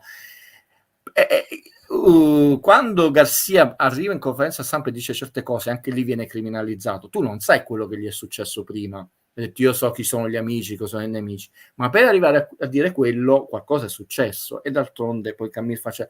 Noi non abbiamo la prova nel 9, nel senso dici tu non hai visto poi un Napoli 38 giornate con Garcia, scusate, non già, però hai la prova del 9, non solo che storicamente queste cose succedono anche in altri settori molto importanti dove ci sono milioni di dollari in palio, 130 milioni, 25 milioni di dollari personali con la vendita dei suoi vigneti di Coppola, e non è uno scherzetto aver bruciato 120 e passa milioni di dollari per un film, molto di più diciamo di una partita di calcio. E per il calcio è così, l'impressione è che adesso ci sono dei personaggi dove la loro vanità e loro dicono io lo sapevo, l'ho fatto cacciare questo, ho fatto cambiare il portiere, è molto più importante di tutto, sovrasta non solo la squadra, ma sovrasta a volte la verità. Questa è una mia impressione, che però è dettata anche da tanti episodi storici e sta succedendo sempre di più. Non è fortunatamente il caso del Napoli quest'anno, ma è quello che sta succedendo a Roma. Valerio, Quindi, cioè, a Roma non sanno senza dubbio. Napoli 18, Juventus 18 e io l'ho letto, dice Motta gli stessi punti di Garcia, cioè anche quello non ha nessun senso di esistere, fare un paragone Motta, Garcia, Juventus, Napoli, così come se adesso Motta viene messo in discussione e viene esonerato e chiamano dimmi un allenatore vecchio della Juve, lo zio d'America che chiamano a Mazzarri Juventini. Non mi viene il paragone. Pensa Gigi Manfredi. Manfredi, esatto. Ma proprio quindi Malesani che non ha mai allenato la Juve, no? Che non ci azzecca, esatto, quindi paragoni che non ci azzeccano nulla. Lo stesso paragone che ogni tanto hanno provato a fare adesso tra il Spalletti dello scudetto con Conte di adesso, quello era il secondo anno, quindi non aveva senso. Potevi al massimo fare il paragone Spalletti primo anno con Conte, ma Spalletti veniva da quel girone di Gattuso e non se lo ricordano, quindi partiva da quella base. Conte viene dai disastri delle macerie dell'anno scorso di Calzona e di Lorenzo secondo risultato storico della storia del calcio Napoli nel girone di ritorno con la regola dei 3 punti 20 giornate, non da quel girone. Gattuso avrebbe dovuto fare il record del maestro Sarri l'anno prima dei 90 punti, perché fece 48 punti nel girone del Neri, 48 del Neri. Cioè. Gattuso ha fatto 43 punti in quel girone di ritorno. Cioè, me lo ricordo. Spalletti fece l'anno dopo 39-40, che lo superò di 79 punti, di fatti 77 che fece Gattuso, poi ha fatto 50-40 nel girone di ritorno. Però 43 punti nel girone di ritorno in Napoli l'ha fatto nell'anno dei 91 punti, perché fece 48 all'andata, la Juve 47 e 43 al ritorno. E io scrissi al Vase: per vincere noi dobbiamo fare una cosa che non è mai successa nella storia del calcio italiano, la regola dei 3 punti con le squadre 20 squadre, 48, perché mi ero fatto i miei calcoli, cioè 48 al ritorno era già un girone là, 48 l'abbiamo fatto all'entrata, non possiamo fare meno di 48, ne facciamo 43. Manco la Juve, che ha vinto tutti quegli scudetti anche con i 109 punti, vedete che non ha mai fatto 3,48 di seguito. Io le studio queste cose. È possibile, ma è calcisticamente impossibile. Quindi, insomma, no, per nobilitarlo, cioè, era un fallito, perché la narrazione è stata fallita, e è semplicemente il secondo risultato della storia del calcio Napoli nel giro di ritorno, solamente. No, dico, facciamoli questi 43 punti anche quest'anno, 43 più 43, un bel 86 tranquillo, e vai in Champions. Pensa come cambia la narrazione, cioè se tu devi vedere la storia, la statistica, gli almanacchi, è il secondo risultato di sempre, ma nessuno l'ha mai citato. Lo citavano, stacciamo il tesserino. Guido, un vocale, Giuliano. Giuliano, stai in autostrada, stai facendo la Formula 1, prova a... No, impossibile, sentono solo le cose che fanno. Osimhen e Mertens infortunati per un periodo della stagione. Aggiungiamoci questo, sì. Vediamo se Enzo si sente bene. Ciao Valerio, ciao Guido. No, io sinceramente mi rifaccio a quello che ha detto Guido, su cui non sono praticamente d'accordo, perché lui dice: se arriviamo quinti è una bellissima stagione, se arriviamo quarti è una stagione trionfale. Ma assolutamente no. Il Napoli con Conte in panchina, se arriva fuori dalle prime 4 è un fallimento enorme. Non esiste che il Napoli cioè può succedere, per l'amor di Dio, ma non esiste che il Napoli con Conte in panchina arriva fuori dalle prime 4 ed è una bellissima stagione. È un fallimento se il Napoli arriva fuori dalle prime 4. Quindi che sia chiaro questo. non lo so precisamente quando percepisce Conte e quant'è, non mi interessa che arriviamo dal 10° posto, perché questo conta fino a un certo punto. Il Napoli con Conte in panchina non può non arrivare tra le prime 4, non può. Se succede è un fallimento. Allora, io spiego meglio questa mia frase, perché visto che insomma sono stato chiamato in causa, non prendendola a lunghe come cancelli del cielo. Ragazzi, ci sono gli avversari. Io ho sempre più l'impressione che forse tranne te, io, Tore e pochi altri, la gente veramente non percepisce il peso specifico del in negativo del 10° posto dello scorso anno, dove tu hai tante squadre da dover raggiungere e superare. Non percepisce che le altre squadre, tu hai fatto un mercato, Gilmour, McConnell, cioè non è che sono stati fermi, perché pure io ho fatto un bel mercato, eccetera, eccetera, l'Inter. E che, se uno vede la carriera di Conte, questo è l'errore, non arriva mai sotto questa posizione, dice che è un fallimento, quanto prende di stipendio, ma il campionato non è Conte da solo, è 20 squadre dove tu hai, temo, bloccati dei posti, diciamo nei primi 4, 3 facciamo fuori l'Atalanta, considera che l'Atalanta tu devi arrivarci sopra, o se arrivi a pari merito devi andare a vincere 0-4 a Bergamo, cioè la vittoria oggi dell'Atalanta è un bel solaio in ceramento armato che si è messo l'Atalanta, ha detto tieni, io sto sopra di te, io ho comprato il 9° piano, tu stai all'8° Napoli, cioè, per intendere. Non percepiscono che il 10° posto, anche se chiami Guardiola, tra l'altro una società che non è potentissima, vedete, è duro da scalare. Questo però è una mia percezione, forse sono troppo prudente, questa non è questione di essere iettato, sono troppo anziano.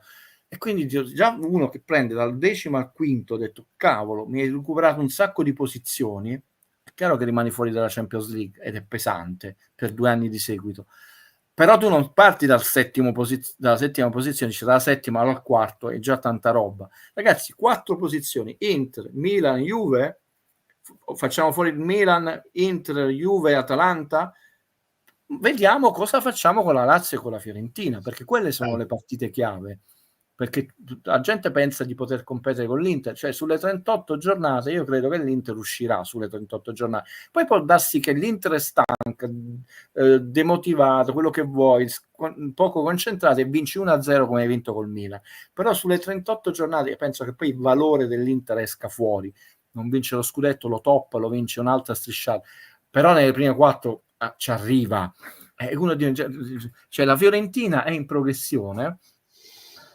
È chiaro che per ora dice chi no, non è da Champions. Intanto ha fatto più punti di noi negli ultime 7 giornate. Vediamo, e ce l'hai all'ultima giornata del campionato, nel giro di andata. Nel senso che il nostro amico Bellino non ha detto nulla di sbagliato, ha detto tutto giusto, e purtroppo nemmeno io nulla di sbagliato. È solo una questione di percezione di quanto è dura la scalata dal 10° posto. E a volte le persone non percepiscono che è molto ripida questa scalata. Quindi lui ha ragione, però non è prudenza, è buonsenso. E aggiungo un'ultima cosa che ha detto Conte e mi ha fatto riflettere che qualcosa è cambiato. Il Conte degli anni passati aveva solo un obiettivo ed era molto più famelico.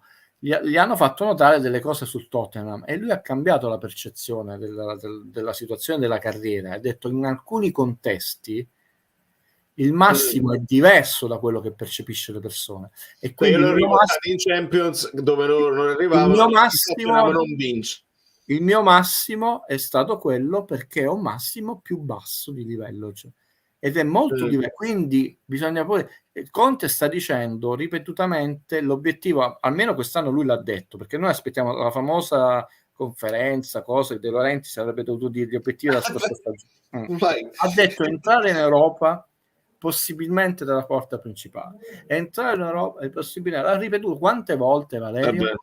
Quindi l'Europa sono Champions League, Europa League e Conference League. Possibilmente dalla porta principale credo che sia abbastanza chiaro a che cosa si riferisce, ma non ha detto è per forza quello. Quindi è lui stesso. Guarda, voglio rispondere ad Alessandro che dice all'inizio dicesti non dare alibi a Conte, il presidente ha speso 150 milioni di euro.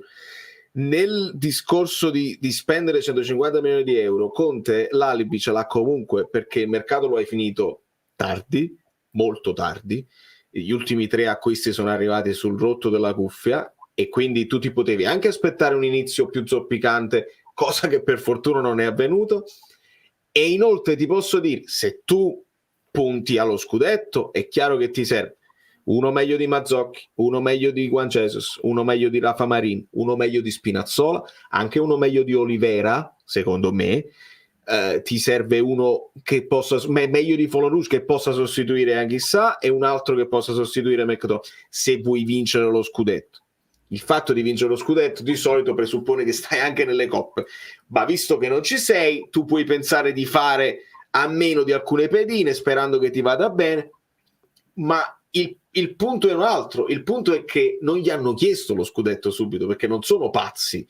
De Laurentiis non è pazzo che compra Conte e dice subito lo scudetto di nuovo, a parte che secondo me, e io ce lo diciamo, siamo in 460, a De Laurentiis non se ne frega di vincere un'altra volta, ma questo no. è il mio no, tra l'altro il discorso dei soldi è chiaro che nello sport poi quando tu raggiungi certi risultati per colmare quelle ultime partite devi spendere, perché non ci sta niente da fare, altrimenti la Champions League o altre cose non le vinci. Però quando abbiamo vinto lo scudetto abbiamo preso Kvaratskhelia, che non è costato 20, 30, 40 milioni come in passato. Erano tempi recenti ma sembrano ormai lontani, cioè Mertens 10 milioni e mezzo, quello che costò di più 12 milioni era il Biol, ma erano tutti giocatori 10, 11, altri tempi sono passati.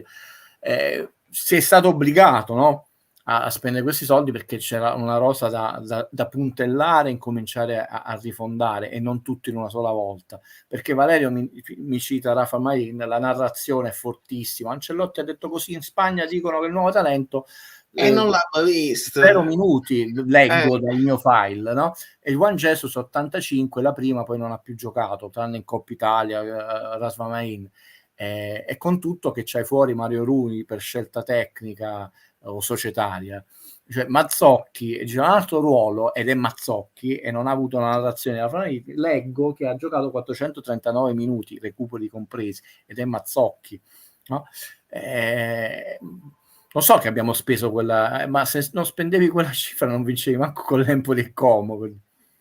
Esatto, esattamente. E poi vabbè, il discorso della cifra, gli ammortamenti, devi considerare quello che è il bilancio, eccetera, eccetera. Quindi mi fa piacere ricordare che non è che è asciutto pazzo padrone, era tutto nella logica, era scritto, probabilmente era programmato e programmabile fare questo tipo di discorso, altrimenti non puoi prendere Conte, quindi sai che gli puoi dare un budget e poi si deve puntellare con calma, perché questo è l'inizio. E se noi ragioniamo sul fatto che questo è l'inizio del percorso e magari Conte vuole veramente rimanere per un paio d'anni e più, allora ci possiamo divertire con qualche sciuliata qua e là e poi recuperiamo. Se invece vogliamo vincere subito, che se no è un fallimento, vabbè, Enzo non diceva vincere, no, io sposterei l'analisi invece su una cosa che non lo sto vedendo, anche se in questo periodo mi concedo pochissimo tempo per vedere trasmissioni, cose eccetera, quindi potrei essere subito, invece non l'abbiamo detto.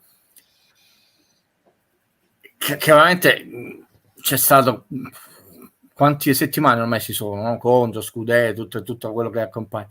Come deve, vuole e può giocare il Napoli? Nel senso, una delle domande più frequenti che queste volte che io sono intervenuto, ricorrente tra l'altro, Guido, gli acquisti di gennaio, domanda doverosa e legittima, e come posso dire anche scontata, non lo dico nel senso sereno, non offendendo nessuno, perché Conte ha sempre giocato in un certo modo, comunque non la difesa a 4, insomma, e noi siamo in una sorta di limbo, di ibrido.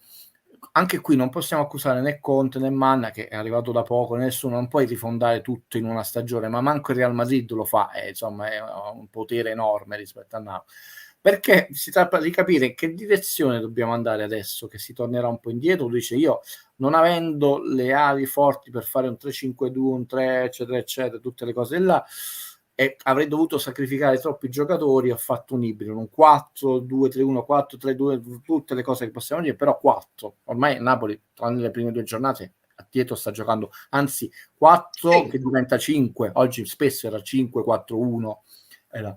Questo è l'interrogativo, cioè il rafforzamento, intanto migliorando la qualità del gioco del Napoli, e noi l'abbiamo detto con serenità questa cosa, noi per affrontare queste qualità serve un po' di più, dobbiamo alzare un po' la qualità, questa non sarà sufficiente, queste poche azioni non sarà sufficiente, quindi eravamo ben preparati. Quale sarà il percorso? Cioè rafforziamo questa idea che è relativamente nuova comunque per Conte, o si torna indietro ma nella direzione che lui conosce meglio, e quindi possono essere più pedine sacrificate, no? Perché c'è a questo punto questo giocatore che sta facendo anche bene, però io devo tornare al mio vestito da sarto. Questo è un interrogativo che ci dobbiamo fare, e che è giusto, è legittimo, e non è bocciato questo giocatore, perché secondo me in questo momento il Napoli vive non l'equivoco tattico che l'anno scorso ci è costato un sacco di punti, ma una situazione di limbo, ma era per tutti immaginabile, perché non potevi fare tutto in un mercato, tra l'altro un mercato che sappiamo bloccatissimo nonostante la narrazione di là, perché Osimhen, ricordiamo sempre, è in prestito gratuito, cioè Osimhen con tutti i suoi limiti che vogliamo, però non dipingiamo neanche come lo scapocchione, è in prestito gratuito a Galatasaray, e non si è capito se ripaghiamo o meno una parte dello stipendio, perché ci fu questa sorta Dovbyk per la Roma 2-2. Poi ho visto un cartellino giallo per Svilar, quindi se qualcuno mi vuole spiegare perché ha avuto il cartellino giallo Svilar, non poteva essere perdita di tempo, perché stavano mi sono rimesso in pieno con una marea di dati queste notti, non ho i bambini con me purtroppo. Anghissà 2, Buongiorno 1, Di Lorenzo 2, Kvara 1, Lobo 2, Lukaku 1, Mazzocchi 2, si è preso oggi uno dalla panchina, Gong 1, Olivera 2, Raspadori 1, Rachmani 1. VAR, attenzione. Quindi quando vi dissi ragazzi non c'è nessuno a 4, non andate in questa agitazione, abbiamo un Lobo 2 che non è buono, anche se non è un giocatore che ne prende tanti, Di Lorenzo Anghissà 2, abbiamo vari giocatori a 2, però insomma nessuno in diffida, mi era stato chiesto. Grazie, ascoltiamo il versatile Guido. Quindi se dobbiamo fare paragoni anche per le altre squadre, nelle prime 11 Thiago Motta ha meno punti dell'ultimo Allegri dell'anno scorso, quindi dovrebbe essere esonerato.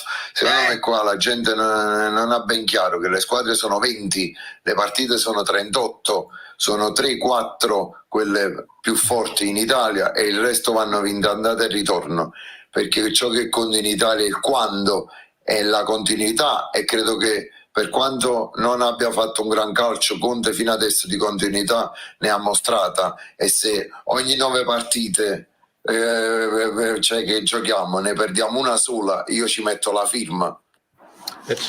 Scusa Valerio, recuperiamo Giuliano. Stavo camminando per strada. Volevo brevemente dire, sicuramente questa sconfitta dovrebbe essere presa come un'opportunità per capire che il percorso è ancora lungo, che ci sono determinati tipi di automatismi sia tra reparti di campo che tra giocatori che dei singoli, che ancora devono essere ben affinati, odiati e addirittura migliorati. Io penso che questo Conte lo sa, perché è ovvio che non è uno stupido e il suo curriculum parla per sé, però io trovo anche che sia giusto che sia venuta contro l'Atalanta, anzi io la butto lì, spero che anche la partita del ritorno ci dia 2 o 3 sberle per farci capire dove ha portato un certo tipo di percorso l'Atalanta, sia sul campo che fuori dal campo, e per argomenti che avete già citato. Quindi volevo semplicemente dire che mi trovo con quello che state dicendo, e spero che questa sconfitta venga presa come un'opportunità di crescita. Grazie Giuliano, e credo di sì. Io continuo a vedere la partita dedicata a quella dopo l'Inter, che tra l'altro viene dopo la sosta, non che la partita con l'Inter la do battuta il Napoli a priori eccetera, però non è quella la partita svolta del campionato. La partita svolta è un eventuale contraccolpo psicologico dove tu ritorni a avere non solo una certa solidità, anche a far punti. Mi rendo conto che per l'ambiente, per tutto quello che sappiamo, non evitiamo gli elenchi, fa male, crea malumore, incertezze, tutto quello là. Però oggi è una situazione molto facile. L'Atalanta oggi, in questo momento, oggi 3 novembre, è più forte del Napoli. Sul campo ha giocato meglio, è vero, puoi fare il palo, però dava sempre l'impressione che il palo fai l'1-1, che era in controllo della partita, e il secondo tempo è stato in totale controllo anche in prospettiva del fatto che c'è l'impegno mercoledì, perché non l'abbiamo vista sprecare oltremodo l'energia, neanche il Napoli, cioè, avere questi attacchi garibaldini, 20 calci d'angolo, calcio d'angolo rimesso, eccetera. Quello che a me ha impressionato, buon per loro, è il controllo dei tempi della partita. Quindi ha saputo addormentarla quando voleva, cioè, quando lo fai hai raggiunto un grande livello di consapevolezza, non solo tecnica e tattica, proprio mentale. In questo momento è più forte l'Atalanta. Scusate, chi veramente credeva alla favola dello scudetto, che noi li vincevamo tutti, 10 se oggi il Napoli avesse vinto, saremmo tutti contenti chiaramente, significava che il Napoli veramente aveva fatto già in questa settimana un salto di 2 gradini, là dici mamma mia, in pochi allenamenti, però soprattutto nello sport moderno, che è un po' diverso da quello del passato, è più lungo il percorso, e invece la gente vuole immediatamente vincere.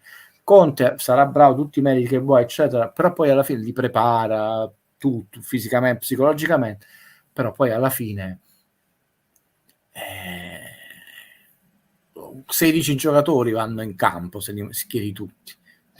E non è uno, non è un tennista, è già il tennista ormai non sta, quanto è importante, ma nel calcio vanno in campo 16 persone e dall'altra parte altre 16.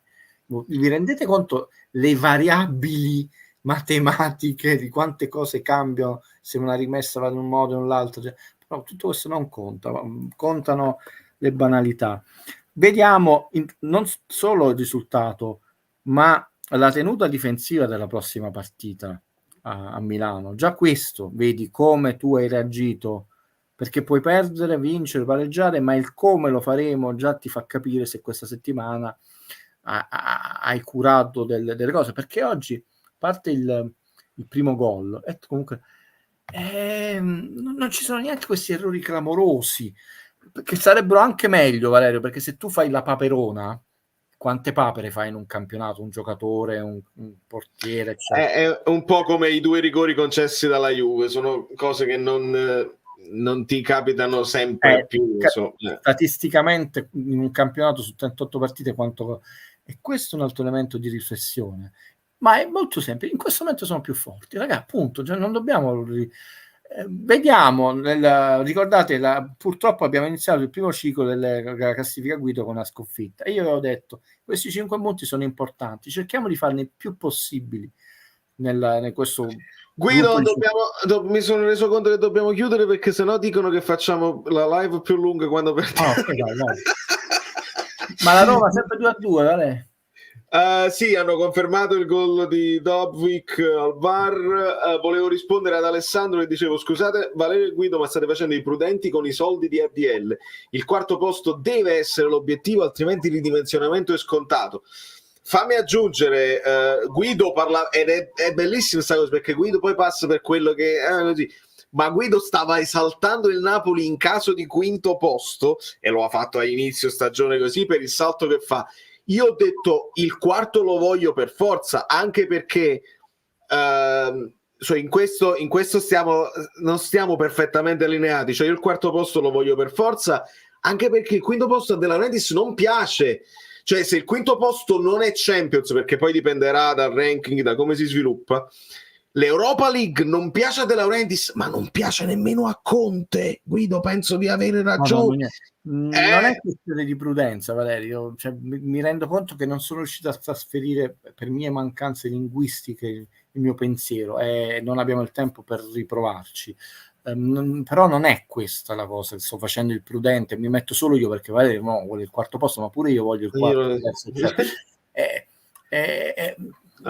C'è bisogno di un'altra puntata, è buon senso, esperienza, guardate quella classifica che vi ho dato, poi vediamo dopo l'11ª, la paragoniamo.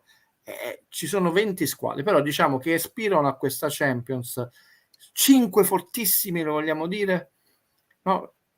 E quindi già se sono 5 tolti noi, cioè Juve, Inter, Milan, Atalanta, diciamo in questo momento Fiorentina, in questo momento dobbiamo considerare la Fiorentina una squadra in ascesa e la Lazio buttiamola via. Significa che ne fai fuori 2 di queste, oltre che è scalato il Torino, eccetera, eccetera, eccetera, il Milan, diciamo la Roma top, non è detto così.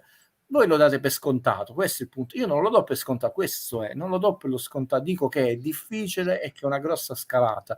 Poi non capisco il fatto di fare prudente con i soldi degli altri, è una frase infelice secondo me, quando non si tratta di sminuire i soldi, gli investimenti, eccetera. Lui è il presidente del Napoli, decide gli investimenti, tra l'altro l'ha sempre detto che vuole controllare tutto, si tratta semplicemente di sapere come funziona il calcio, che non è la PlayStation, che uno si può divertire, il calcio moderno, il calcio finanziario, il calcio in Italia, dove la gente sta sottovalutando che c'è una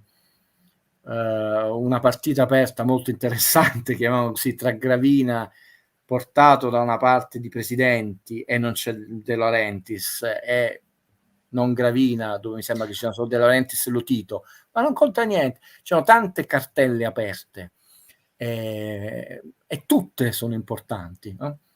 Vediamo, però non si tratta di fare il paraculo con i soldi degli altri o il rispettoso, il prudente, si tratta che tu oggi hai perso con l'Atalanta perché l'Atalanta è più forte, pure se hai speso 150 milioni, diceva Rito Ghezzi, e con questo ti saluto, è uno degli errori più gravi quando io so che un film è costato, non so, 100 milioni di dollari e non li vedo sul grande schermo. Non è una colpa, e così vi saluto, che un film, un'altra cosa a volte della critica, è costato tanto, perché non è una colpa. La colpa è quando è costato tanto e tu non li vedi sullo schermo, non solo come storia, perché anche Terminator 2 all'epoca, e vi saluto, fu il record, poi è stato battuto, è il film più costoso della storia del cinema, battuto da Terminator 2 3D che era disponibile solo nei parchi giochi Disney, eccetera, ma tu li vedi ancora oggi quei soldi spesi in Terminator 2. A volte c'è una settimana d'addio 2, quella con Steve Carell e non con Jim Carrey, che costò 200 milioni di dollari quel film, non li vedete sul grande schermo con 200 milioni di dollari. Ecco, questo forse così l'ho spiegato un po' meglio, e non è che io ho fatto il paraculo né con l'uno né con l'altro film, non sono io che li ho prodotti o diretti. Guido Gentile, grazie infinite e a presto su questi schermi. Inter poi per la pausa, quindi vediamo di fare una live in pausa, ce la potremo fare. Signori, signore, vi abbraccio, vi bacio, effettivamente l'Inter è tosta, poi c'è la Roma però, e se è vero che il Verona ha fatto 2 gol alla Roma, a questa Roma vediamo che Roma acchiappiamo, perché c'è la sosta di mezzo, quindi il quando ancora una volta ci mette il suo zampino, perché si possono sistemare, possono litigare ancora un po', o possono fare pace, o possono richiamare dei rossi, o chiamano un altro e non si sa. Vi abbraccio, vi bacio, state calmi e tranquilli. Analisi tattiche, vi devo fare la reaction, che poi non è reaction, così. State tuned, lasciate un like finale senza che l'amico Svigliacolor che chiede i like, è gratis. Facciamo una cosa, che la prossima live la facciamo solamente per gli abbonati, voglio vedere, senza chiedere i like, faccio la live solo per gli abbonati, non potete parlare, non succederà mai. Sigla. Molto bene, vedo un clima sereno, mi fa piacere. Allora, prego.